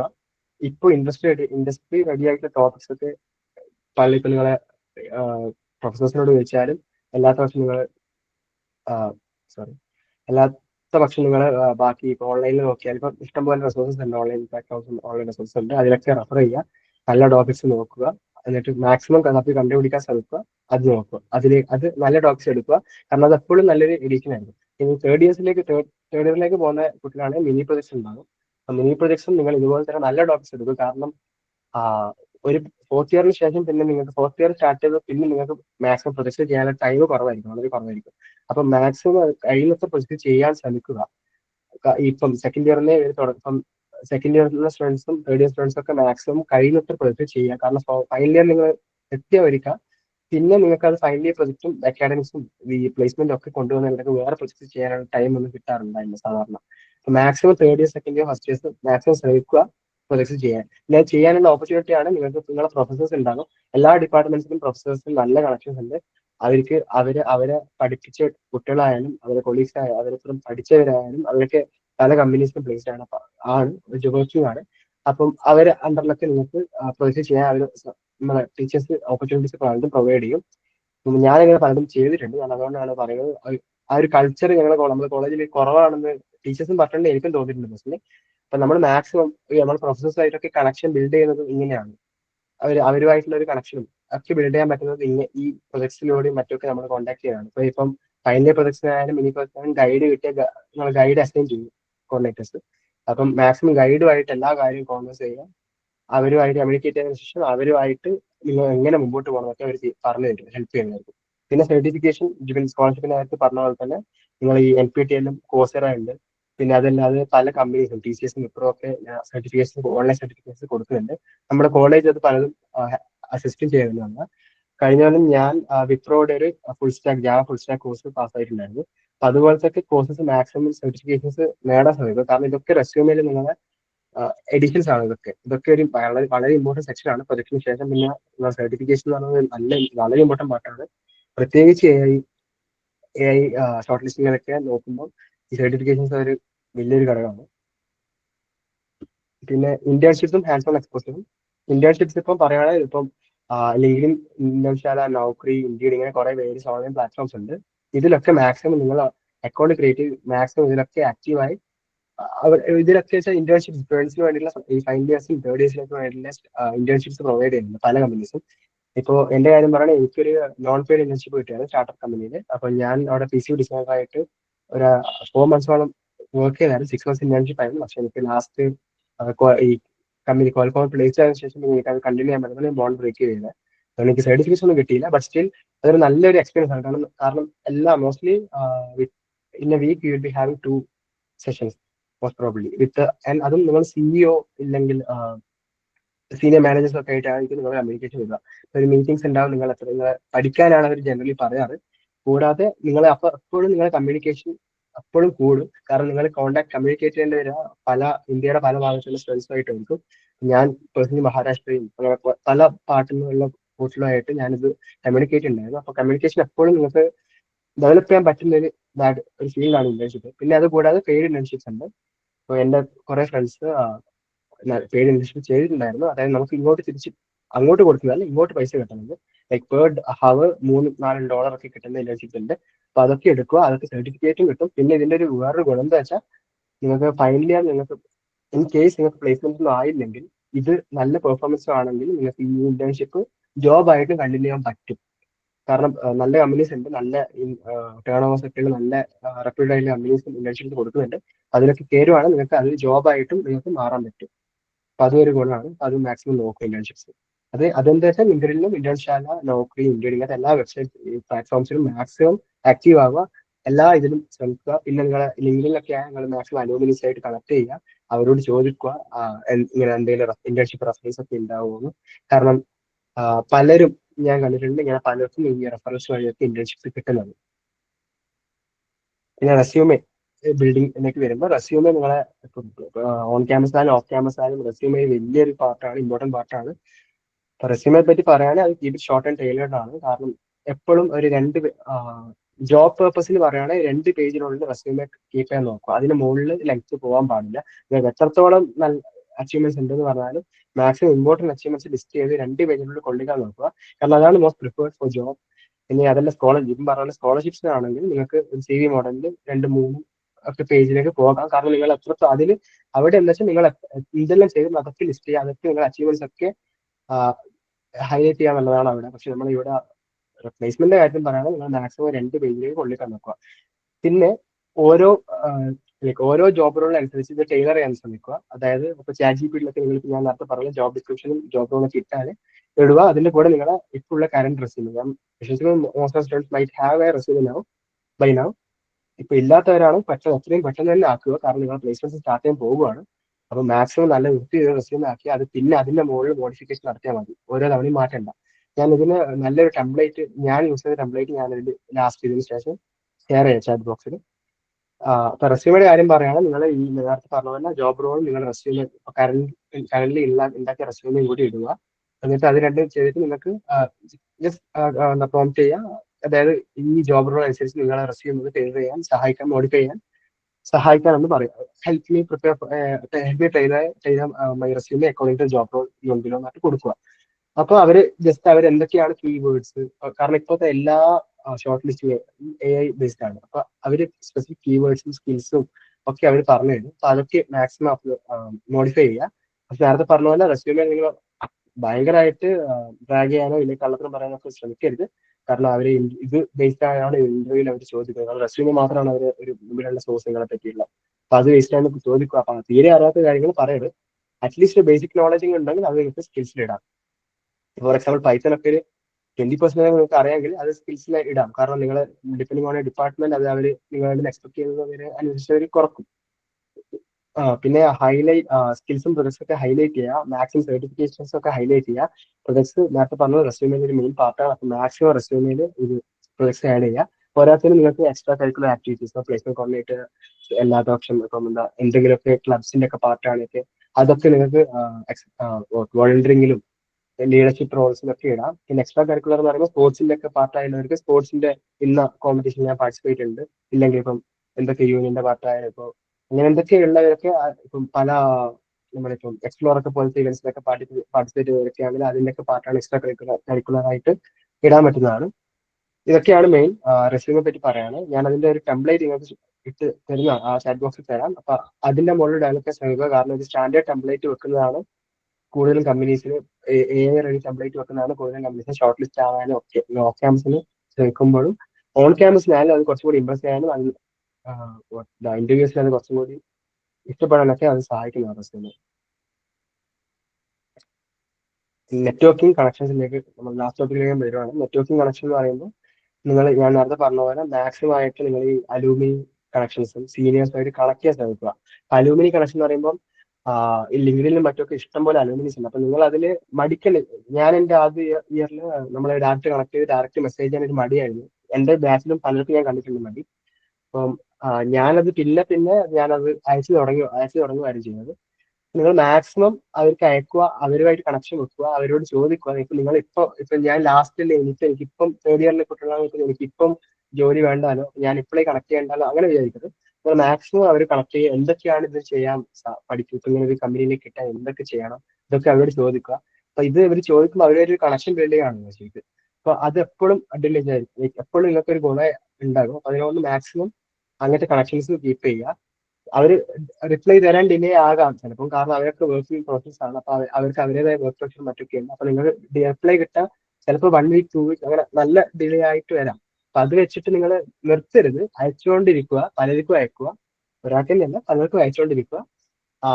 കൂടെ തന്നെ ഇപ്പൊ തേർഡ് ഇയേഴ്സും സെക്കൻഡ് ഇയേഴ്സ് ഒക്കെ ആണ് എന്തെങ്കിലും ഇന്റേൺഷിപ്പ് റെഫറൻസോ ഇല്ല ഇന്റേൺഷിപ്പ് ഓപ്പർച്യൂണിറ്റീസ് എന്തെങ്കിലും ഉണ്ടെങ്കിൽ ഒന്ന് അറിയിക്കണം എന്നൊക്കെ അഭ്യർത്ഥിക്കുക. അങ്ങനെ റിക്വസ്റ്റ് ചെയ്യുക, അതൊക്കെ ചെയ്യാം. പിന്നെ സീനിയേഴ്സ് ആയിട്ടൊക്കെ ഒരു കണക്ഷൻ വെക്കുക. നിങ്ങൾക്ക് എന്തൊക്കെ ഡൗട്ട് ഉണ്ടെങ്കിൽ ജീവൻ പറഞ്ഞ പോലെ അവരോടായാലും എന്നോടായാലും ബാക്കി മറ്റു സീനിയേഴ്സിനോടായാലും ഒക്കെ ചോദിക്കാൻ. എന്നെ കോൺടാക്ട് നമ്പർ ആയാലും തരാം. എന്തെങ്കിലുമൊക്കെ ആവശ്യമുണ്ടെങ്കിൽ എന്നെ കോൺടാക്ട് ചെയ്താണ്. പിന്നെ ടെക് കമ്മ്യൂണിറ്റീസ് ഒക്കെ ജോയിൻ ചെയ്യാം. പിന്നെ ലിങ്ക്ഡിനിലൊക്കെ ആയാലും ഇഷ്ടംപോലെ ടെക് കമ്മ്യൂണിറ്റീസ് ഉണ്ട്. അവരപ്പോൾ അവിടെ ഇങ്ങനെ അധികം ഈ ഓപ്പർച്യൂണിറ്റീസ് വരുമ്പോൾ ഇത്ര ആളെ ആവശ്യമുണ്ടെന്നൊക്കെ പറഞ്ഞ് അവർ ഇടുക കണ്ടിട്ടുണ്ട്. ഞാൻ അതിന് അപ്ലൈ ചെയ്തിട്ടുണ്ട്. പിന്നെ HR കോൺടാക്ട്സ് അവർ പ്രൊവൈഡ് ചെയ്യും. അപ്പൊ അതൊക്കെ നിങ്ങൾക്ക് മെയിൽ വഴി അയക്കാം. ഇങ്ങനെ പല ഗുണങ്ങളുണ്ട്. അപ്പൊ ഇതിലൊക്കെ മാക്സിമം അപ്ലൈ ചെയ്യുക, ഇതൊക്കെ മാക്സിമം യൂട്ടിലൈസ് ചെയ്യാൻ ശ്രമിക്കുക. പിന്നെ ലിങ്ക്ഡിനിൽ വരാം. ലിങ്ക്ഡിൻ റെസ്യൂമെ പോലെ തന്നെ റെസ്യൂമെ ശേഷം പിന്നെ ഏറ്റവും ഇമ്പോർട്ടന്റ് ആയിട്ടുള്ള, ഇന്നത്തെ കാലത്ത് ഏറ്റവും ഇമ്പോർട്ടന്റ് ആയിട്ടുള്ള ഒരു കാര്യം ലിങ്ക്ഡിൻ അക്കൗണ്ട് നല്ല വെൽ ക്രാഫ്റ്റഡ് ആയിട്ട് വെക്കാൻ ശ്രമിക്കുക. ലിങ്ക്ഡിൻ അക്കൗണ്ട് പറയുകയാണെങ്കിൽ നിങ്ങളെ പ്രോജക്ട്സ് ആഡ് ചെയ്യുക. പിന്നെ എന്താ നിങ്ങളെ പ്രോജക്ട്സ് സർട്ടിഫിക്കേഷൻസ് അതിനൊക്കെ സെക്ഷൻസ് ഉണ്ട്, വേരിയസ് സെക്ഷൻസിൽ ആഡ് ചെയ്യുക. പിന്നെ ഇതിന്റെ കൂടെ തന്നെ ലിങ്ക്ഡിനിൽ കഴിയുമെങ്കിൽ നിങ്ങൾ എന്താ വെച്ചാൽ ഈ പോസ്റ്റ് ആക്റ്റീവായിട്ട് പോസ്റ്റ് ചെയ്യാൻ ശ്രമിക്കുക. അറ്റ്ലീസ്റ്റ് ഒരു മന്തിൽ വൺസോ അല്ലെങ്കിൽ ഒരു 2 months വൺസോ അല്ലെങ്കിൽ പോസ്റ്റ് ചെയ്യാൻ ശ്രമിക്കുക. അതെപ്പോഴും നിങ്ങൾ ഒരു കുറച്ചും കൂടി വൈഡർ ഓഡിയൻസിലേക്ക്, വൈഡർ റിക്രൂട്ടേഴ്സിലേക്കൊക്കെ നിങ്ങളെ എത്തിക്കാനും ഒക്കെ അതൊരു എപ്പോഴും അതൊരു ആഡ് എബിലിറ്റി ആണെങ്കിൽ അപ്പൊ നിങ്ങൾ മാക്സിമം ശ്രമിക്കുക അങ്ങനത്തെ കാര്യങ്ങളിൽ. ഇപ്പം ഞാനിപ്പം പറയും, ഇപ്പൊ എന്തെങ്കിലും ഇന്റേൺഷിപ്സ് ചെയ്യുന്നത്, എന്തെങ്കിലും നിങ്ങൾക്ക് ഇപ്പം അല്ലെങ്കിൽ പ്രൊജക്ട് ചെയ്യാൻ തുടങ്ങി, ഇതൊക്കെ നിങ്ങൾ ഐ സ്റ്റാർട്ടഡ് ദിസ് പ്രൊജക്ട് അല്ലെങ്കിൽ I started this role in company as an intern എന്തെങ്കിലും പറഞ്ഞിട്ട് ചെയ്യുക. അങ്ങനെയൊക്കെ മാക്സിമം പോസ്റ്റ് ചെയ്യാൻ ശ്രമിക്കുക ലിങ്ക്ഡിനിൽ. പിന്നെ കൂടെ തന്നെ നിങ്ങളെ ഇപ്പോൾ ഉള്ള കറന്റ്ലി പ്രൊജക്ട് കംപ്ലീറ്റ് ആവാൻ വേണ്ടിയിട്ട് കാത്തു നിൽക്കരുത്.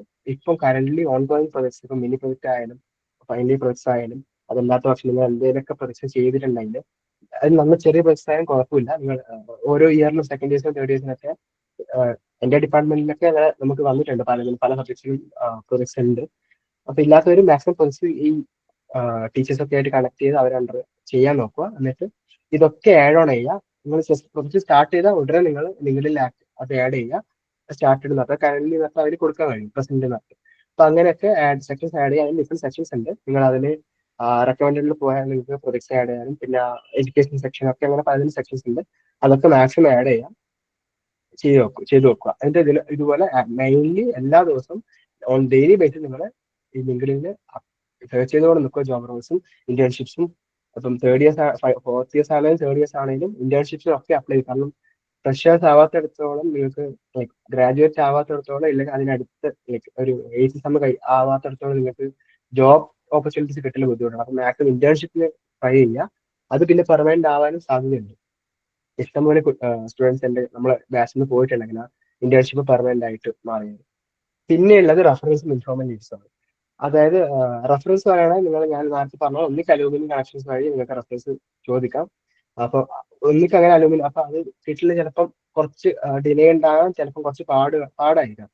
അപ്പൊ ഞാൻ എൻ്റെ ഒരു പേഴ്സണൽ എക്സ്പീരിയൻസ് പറയുകയാണെങ്കിൽ നമ്മുടെ പ്രൊഫസേഴ്സ്, നമ്മുടെ കോളേജിലെ എല്ലാ ഡിപ്പാർട്ട്മെന്റ്സിലെ എല്ലാ പ്രൊഫസേഴ്സും വളരെ കോണ്ടാക്ട്സ് ഉണ്ട്. അവരെ ക്ലിയർ കട്ടായി പറയാം, അവർക്ക് നല്ല കണക്ഷൻസും നല്ല കോണ്ടാക്ട്സ് ഉണ്ട്. അവരിപ്പം പഠിച്ചവരായാലും അവർ അസോസിയേറ്റ്സ് ആയാലും അവരെ അവരെ പരിചയക്കാരായാലും ഒക്കെ അവർക്കൊക്കെ വലിയ വലിയ ആൾക്കാരും വലിയ വലിയ കമ്പനീസിലൊക്കെ ഉള്ളവരാണ്. അപ്പൊ അവർ വിചാരിച്ചു നിങ്ങൾക്ക് സുഖമായിട്ട് റെഫറിൽ ഒപ്പിച്ചേരാൻ കഴിയും. അപ്പം പക്ഷെ നിങ്ങൾക്ക് അതിന് ഗിവൺ നിങ്ങൾക്ക് അതിനുള്ള ഒരു ആംബിയർ ഉണ്ട്, നിങ്ങൾക്ക് അതിനുള്ള ഒരു എന്താ ഒരു കഴിവുണ്ടെന്നത് ടീച്ചേഴ്സിന് തോന്നണം.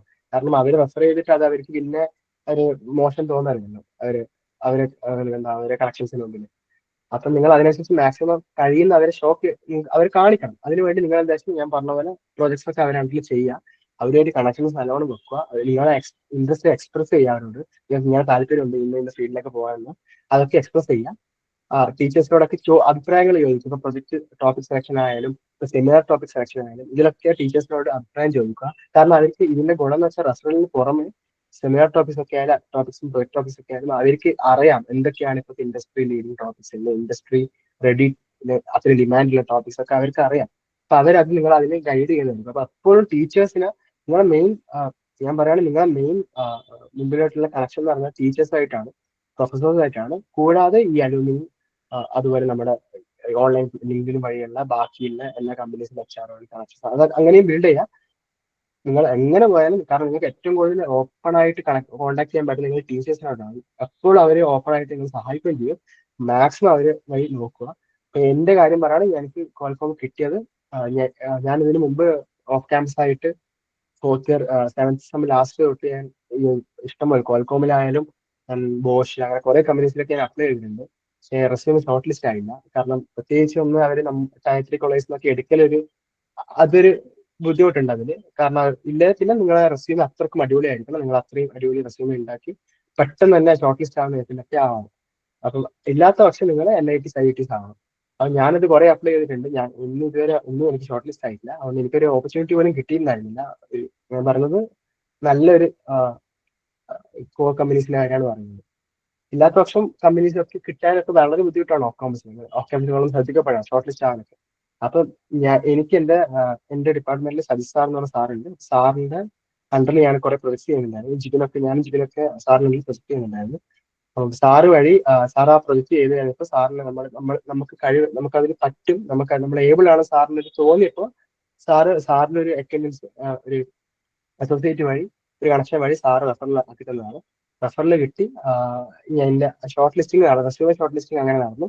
പിന്നെ എനിക്ക് ഒരു ഓൺലൈൻ ടെസ്റ്റ് ഉണ്ടായിരുന്നു. അത് ഞാൻ പാസ്സായി. അത് കഴിഞ്ഞിട്ട് ഒരു 1 വീക്ക് ഒരു 4 ഡേയ്സിനുള്ളിൽ എനിക്ക് ഓൺലൈൻ ഇന്റർവ്യൂ ഉണ്ടായിരുന്നു. അത് 2 hour ഇന്റർവ്യൂ ആയിരുന്നു. അത് പറഞ്ഞ പോലെ അത് കുറച്ച് പാടായിരുന്നു. അത് പാസ്സായപ്പോഴാണ് എനിക്ക് പിന്നെ HR റൗണ്ടും കഴിഞ്ഞ് ഡയറക്റ്റ് പ്ലേസ്ഡ് ആയിരുന്നു. അപ്പൊ മാക്സിമം നിങ്ങളെ ടീച്ചേഴ്സുമായിട്ടൊക്കെ കണക്ഷൻ വെക്കുക. ഇപ്പൊ ഏത് ഡിപ്പാർട്ട്മെന്റ് ആയാലും നിങ്ങളെ ടീച്ചേഴ്സുമായിട്ട് മാക്സിമം കണക്ഷൻ വെക്കുക. അവര് അണ്ടറിൽ പ്രൊജക്ട് ചെയ്യുക. അവരുമായിട്ട് നിങ്ങളെ എന്താ കമ്മ്യൂണിക്കേറ്റ് ചെയ്യാൻ ശ്രമിക്കുക. നിങ്ങൾക്ക് ഇങ്ങനെ താല്പര്യങ്ങളുണ്ടെന്ന് പറയാം, ഇതൊക്കെ പറയാം. പിന്നെ ഇനി പ്ലേസ്മെന്റ്സിന്റെ പുറമെ ഞാൻ സ്കോളർഷിപ്സ് അല്ലാതെ ഞാൻ സ്കോളർഷിപ്പ് അപ്ലൈ ചെയ്യും. അതിൽ ആ ഒരു ഫീൽഡിലേക്കാണ് നോക്കിയിരുന്നത്. അപ്പൊ പ്ലേസ്മെന്റ് ഇല്ലാതെ പക്ഷെ നിങ്ങൾക്ക് ഇപ്പം MTechന് പോകണമെന്നുണ്ടെങ്കിൽ ഗേറ്റ് ഒരു ഓപ്ഷനാണ്. ഗേറ്റ് വഴി കിട്ടാത്തതായിരിക്കും. ഇപ്പം ഗേറ്റ് ഇപ്പം ക്വാളിഫൈ ചെയ്യാത്തവരുണ്ടെങ്കിൽ അവർക്ക് സെൽഫ് സ്പോൺസർ കാറ്റഗറി ഉണ്ട്. അത് എനിക്ക് എന്റെ ചില പ്രൊഫസേഴ്സ് പറഞ്ഞതാണ്. അപ്പൊ അവര് വഴി ഞാൻ അറിഞ്ഞതാണ് സെൽഫ് സ്പോൺസർ കാറ്റഗറിയിൽ നിങ്ങൾക്ക് അപ്ലൈ ചെയ്യാം. അതും ഒരു നല്ലൊരു ഓപ്പർച്യൂണിറ്റി ആണ്. ഈ സ്റ്റൈപ്പൻഡ് കിട്ടുന്നതെന്ന് ഒഴിച്ച് ഗേറ്റിന്റെ ഒരു ഗേറ്റില്ലാത്തതുകൊണ്ട് സ്റ്റൈപ്പൻഡ് കിട്ടുന്നത്, അത് ഒഴിച്ച് നിങ്ങൾക്ക് നല്ലൊരു ഓപ്പർച്യൂണിറ്റിയാണ് സെൽഫ് സ്പോൺസർ കാറ്റഗറി. അപ്പോൾ കാരണം NITs IITs ഒക്കെ പലർക്കും ഇപ്പൊ അവർക്ക് സീറ്റ് ബാക്കിയാണ്. കാരണം അവർ പലരും ഇപ്പൊ PSCസിലൊക്കെ ജോയിൻ ചെയ്യുന്നതുകൊണ്ട് സീറ്റ് ബാക്കിയാണ്. പിന്നെ ഇപ്പൊ ജിബിൻ പോയാൽ സ്കോളർഷിപ്സിനൊക്കെ പോകും. അപ്പൊ അതുകൊണ്ട് സീറ്റ് ബാക്കിയായതുകൊണ്ട് നിങ്ങൾക്ക് അപ്ലൈ ചെയ്യുമ്പോൾ കിട്ടാനുള്ള ഓപ്പർച്യൂണിറ്റി വളരെ കൂടുതലാണ്.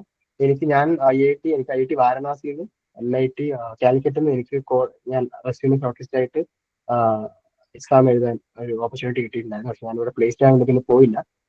അപ്പൊ എന്റെ സീനിയേഴ്സ് ഒക്കെ എന്റെ അവിടെയുള്ള MTech പഠിക്കാൻ ടീച്ചർ കണക്ഷൻസ് ഒക്കെ അവർ പറഞ്ഞിട്ടുണ്ടായിരുന്നു. അത് കിട്ടും പെട്ടെന്ന്. അത് ഒരിക്കലും വൺസ് ഗെറ്റ് ഷോർട്ട് ലിസ്റ്റ് നിങ്ങൾക്ക് പെട്ടെന്നായിട്ട് സെൽഫ് സ്പോൺസർ കാറ്റഗറിയിലേക്ക് മാറാനുള്ള ഒരു എളുപ്പമാണ്. അത് കുറച്ച് നിങ്ങൾ പഠിക്കുകയാണെങ്കിൽ നിങ്ങൾക്ക് പറ്റുന്ന എന്നോട് പറഞ്ഞിട്ടുണ്ടായിരുന്നു. അപ്പൊ അങ്ങനെയും നോക്കുക. അത് ഡിപ്പെൻഡിങ് ഓൺ ഇൻട്രസ്റ്റ്. നിങ്ങൾക്ക് MTech പോകണം എന്നാണ് അങ്ങനെ പോവുക. ഇല്ലാത്ത പക്ഷം പ്ലേസ്മെന്റ്സിലേക്ക് വരിക. പിന്നെ ഫൈനൽ തോട്ട്സ് എന്ന് പറയുമ്പോൾ stay consistent and be curious and open to learning. അതിപ്പോ എവിടെ പോയാലും ഇപ്പം ജോലി കിട്ടിയതിനു ശേഷമായാലും ഈ പറഞ്ഞ 3 കാര്യങ്ങളും നിങ്ങൾക്ക് ഉണ്ടെങ്കിൽ മാത്രമേ മുമ്പോട്ട് പോകാൻ പറ്റും, നിങ്ങളെ കരിയർ ഡെവലപ്പ് ചെയ്യാൻ പറ്റും. അതൊക്കെ അതുകൊണ്ട് ഇത് 3 നിങ്ങൾ മെയിൻലി കീപ്പ് ചെയ്യാൻ ശ്രമിക്കുക. പിന്നെന്താ, for jobs are challenging but achievable. കാരണം ഇപ്പൊ ഞാൻ എന്റെ കാര്യം പറയുകയാണെങ്കിലും ബാക്കിയുള്ള അലൂമിനിയത്തിന്റെ കാര്യം പറയുകയാണെങ്കിൽ നമ്മൾ ഇവിടെ എത്തിയിട്ടുണ്ട്, നമ്മൾ അച്ചീവ് ചെയ്തിട്ടുണ്ട്. അതിനർത്ഥം നിങ്ങൾക്കും പറ്റും. അത് വലിയൊരു ബുദ്ധിമുട്ടുള്ള കാര്യമല്ല. നിങ്ങൾ അതിനെ വർക്ക് ചെയ്യാൻ റെഡിയാണ്, നിങ്ങൾക്ക് അത് ഉറപ്പായിട്ടും പറ്റുന്ന കാര്യമാണ്. പ്രത്യേകിച്ച് നമ്മുടെ കോളേജിലുള്ള എല്ലാ സ്റ്റുഡൻസിനും അതിന്റെ ഒരു മിനിമം പൊട്ടൻഷ്യൽ ഉണ്ട്. ബട്ട് നമുക്ക് പറ്റുന്നത് പലപ്പോഴും എന്താ വെച്ചാൽ നമ്മളൊന്ന് അതിനനുസരിച്ച് പ്രിപ്പയർ ചെയ്യാൻ നിൽക്കുന്നതും ആപ്റ്റ്യൂഡ് പോലത്തെ എക്സാംസിന് പോരാത്തതിന് പിന്നെ നമുക്ക് അതിനൊരു ഓപ്പർച്യൂണിറ്റി കിട്ടാറില്ല പൊതുവെ. കാരണം ഇതുപോലത്തെ ഒരു വലിയ കമ്പനി കിട്ടണമെങ്കിൽ നമുക്ക് അതിനൊരു ഓപ്പർച്യൂണിറ്റി കിട്ടാറ് കുറവാണ്. നമ്മുടെ കോളേജിൽ ഇപ്പോൾ ഓൺ ക്യാമ്പസ് ആയിട്ട് വന്നെടുക്കുന്നില്ല. കോർ കമ്പനീസ് എന്റെ ഡിപ്പാർട്ട്മെന്റിൽ കോർ കമ്പനീസ് വരുന്നത് കുറവാണ്, വിസിയിൽ വളരെ കുറവാണ്. രണ്ട് കമ്പനി എന്തോ കഴിഞ്ഞതാണ് വന്നുള്ളൂ എന്റെ ഓർമ്മ. ബാക്കി വന്നതൊക്കെ ഓഫ് ക്യാമ്പസ് ആയിട്ട് അലുമിനി കണക്ഷൻ വഴിയിട്ട് നമ്മൾ അങ്ങോട്ട് നേടി പിടിച്ചൊക്കെ കൊണ്ടുവന്നതൊക്കെയാണ്. 2-3 കമ്പനിയാണ് ഓൺ ക്യാമ്പസ് വന്നിട്ടുണ്ടായിരുന്നത്.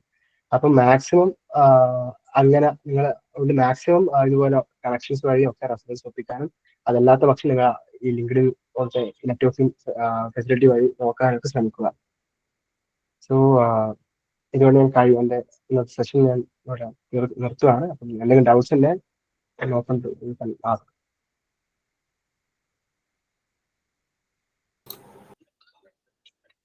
Thank you, Aditya. Let's move on to Q&A session.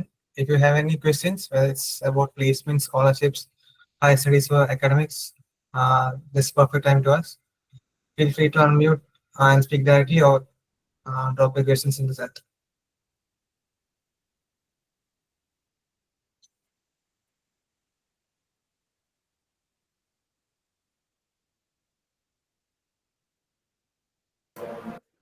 Hello, എനിക്ക് പറയാനുള്ളത്, നിങ്ങൾ ഇപ്പം ഞാനും ഇതേപോലെ സെക്കൻഡ് ഇയർ ഒക്കെ ഇരുന്നപ്പോൾ നമ്മൾക്ക് പലർക്കും മൈക്ക് ഓൺ ചെയ്ത് ഡൗട്ട്സ് ചോദിക്കാൻ ഒരു ബുദ്ധിമുട്ടുണ്ട്. പക്ഷെ നിങ്ങൾ ആ ഒരു സംഭവത്തെ ഓവർകം ചെയ്താലേ നിങ്ങൾക്ക് എന്താ പറയാ മാക്സിമം കമ്മ്യൂണിക്കേഷൻ സ്കിൽസ് ബിൽഡ് ചെയ്യാൻ പറ്റുള്ളൂ.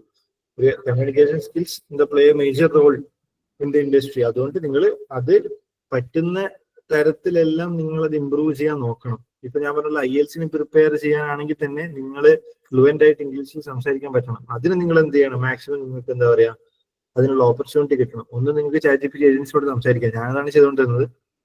അല്ലാതെ നിങ്ങൾക്ക് എന്താ പറയാ ഒരു സംസാരിക്കാൻ ബുദ്ധിമുട്ടുള്ള ആൾക്കാരാണെങ്കിൽ ചെറിയ ചെറിയ ഇവന്റ്സിൽ ഇങ്ങനെ സംസാരിച്ച് മാത്രമേ നിങ്ങൾക്ക് അത് റെഡിയാക്കാൻ പറ്റുള്ളൂ. പിന്നെ എനിക്ക് പറയാനുള്ളത്, സ്കോളർഷിപ്സ് എയിം ചെയ്യുന്ന കുട്ടികളുണ്ടെങ്കിൽ ഞാനൊരു ഇൻസ്റ്റാഗ്രാം പേജിന്റെ ലിങ്ക് ഇടുന്നുണ്ട്.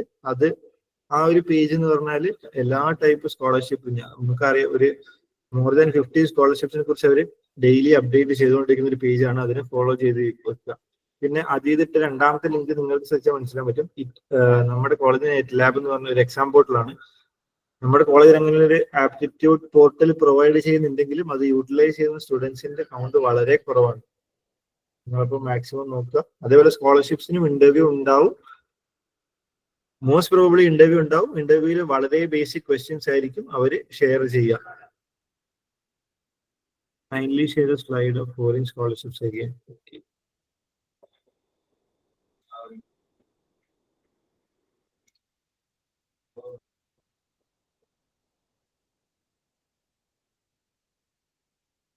നിങ്ങൾക്ക് ഈ സ്കോളർഷിപ്സ് എല്ലാം തന്നെ ഇത് മാത്രമല്ല ഇഷ്ടംപോലെ ഉണ്ട്. ഞാൻ പറഞ്ഞ പോലെ നിങ്ങൾ മാക്സിമം ഇന്റർനെറ്റ് സർച്ച് ചെയ്യുക, കണ്ടുപിടിക്കുക, അതിന്റെ എന്തൊക്കെ കാര്യങ്ങളാണ് ആവശ്യം എന്ന് നോക്കി വെക്കുക. അതേപോലെ എന്ത് ചെറിയ ഡൗട്ട് ഉണ്ടെങ്കിൽ ചോദിക്കാം. ആപ്ലിക്കേഷൻ ടൈമിൽ നമുക്കൊക്കെ വരുന്ന ഡൗട്ട് എന്ന് പറഞ്ഞാൽ വളരെ സില്ലി ആയിരിക്കും. അത് പക്ഷെ ചോദിക്കാൻ എനിക്ക് എന്റെ ചേട്ടനുണ്ടായിരുന്നു. ഒരാളുണ്ടെങ്കിൽ നമുക്ക് സമയം കളയാതെ പെട്ടെന്ന് ഉത്തരം കണ്ടുപിടിക്കാം.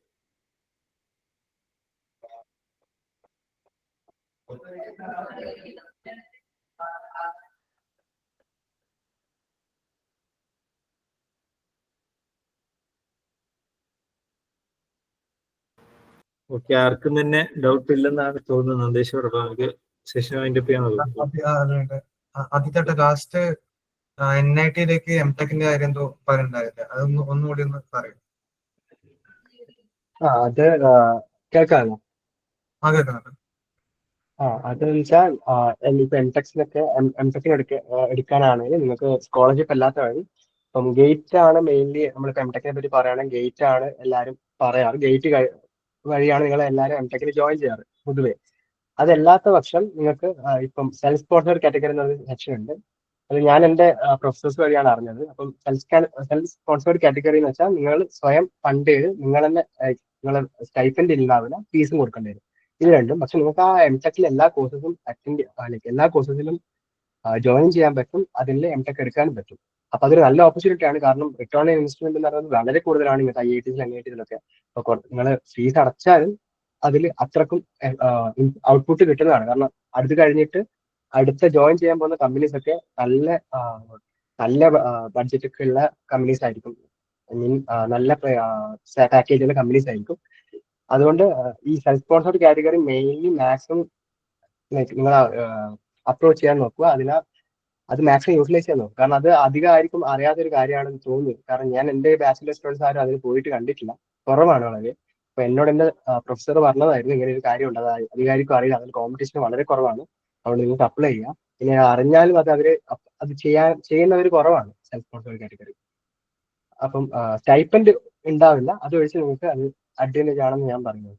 ഇപ്പൊ അങ്ങനെ നോക്കുക മാക്സിമം. കാരണം NIT IIT ടാഗ് എന്ന് പറഞ്ഞതൊക്കെ വലിയൊരു കാര്യമാണ്. പ്രത്യേകിച്ച് അവിടുത്തെ ആവറേജ് സാലറി പാക്കേജ് ഒക്കെ ആയാലും വളരെ ഹൈ ആണ്. 17, 18 ഒക്കെയാണ് അവർ മിനിമം പറയുന്ന പാക്കേജ്. അപ്പം ലാപ്ടോപ്പ് ആണ്. സോ അതുകൊണ്ട് നിങ്ങൾ മാക്സിമം അങ്ങനത്തെ കാര്യങ്ങൾ നോക്കുക. എത്രത്തോളം അപ്ലൈ ചെയ്യുന്നു അത്രത്തോളം കിട്ടും. അപ്പം മാക്സിമം എഫേർട്ട് എടുക്കുക നിങ്ങൾക്ക്. Okay.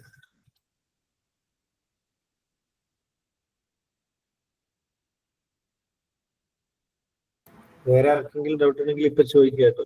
കാരണം ഇങ്ങനെ ഒരു ഓപ്പർച്യൂണിറ്റി അതീതിന് വിഷയമായിരിക്കും, വലിയ ബിസി മനുഷ്യനാവും, പിന്നെ നമുക്കൊന്നും ചാൻസ് കിട്ടിയെന്ന് വരില്ല.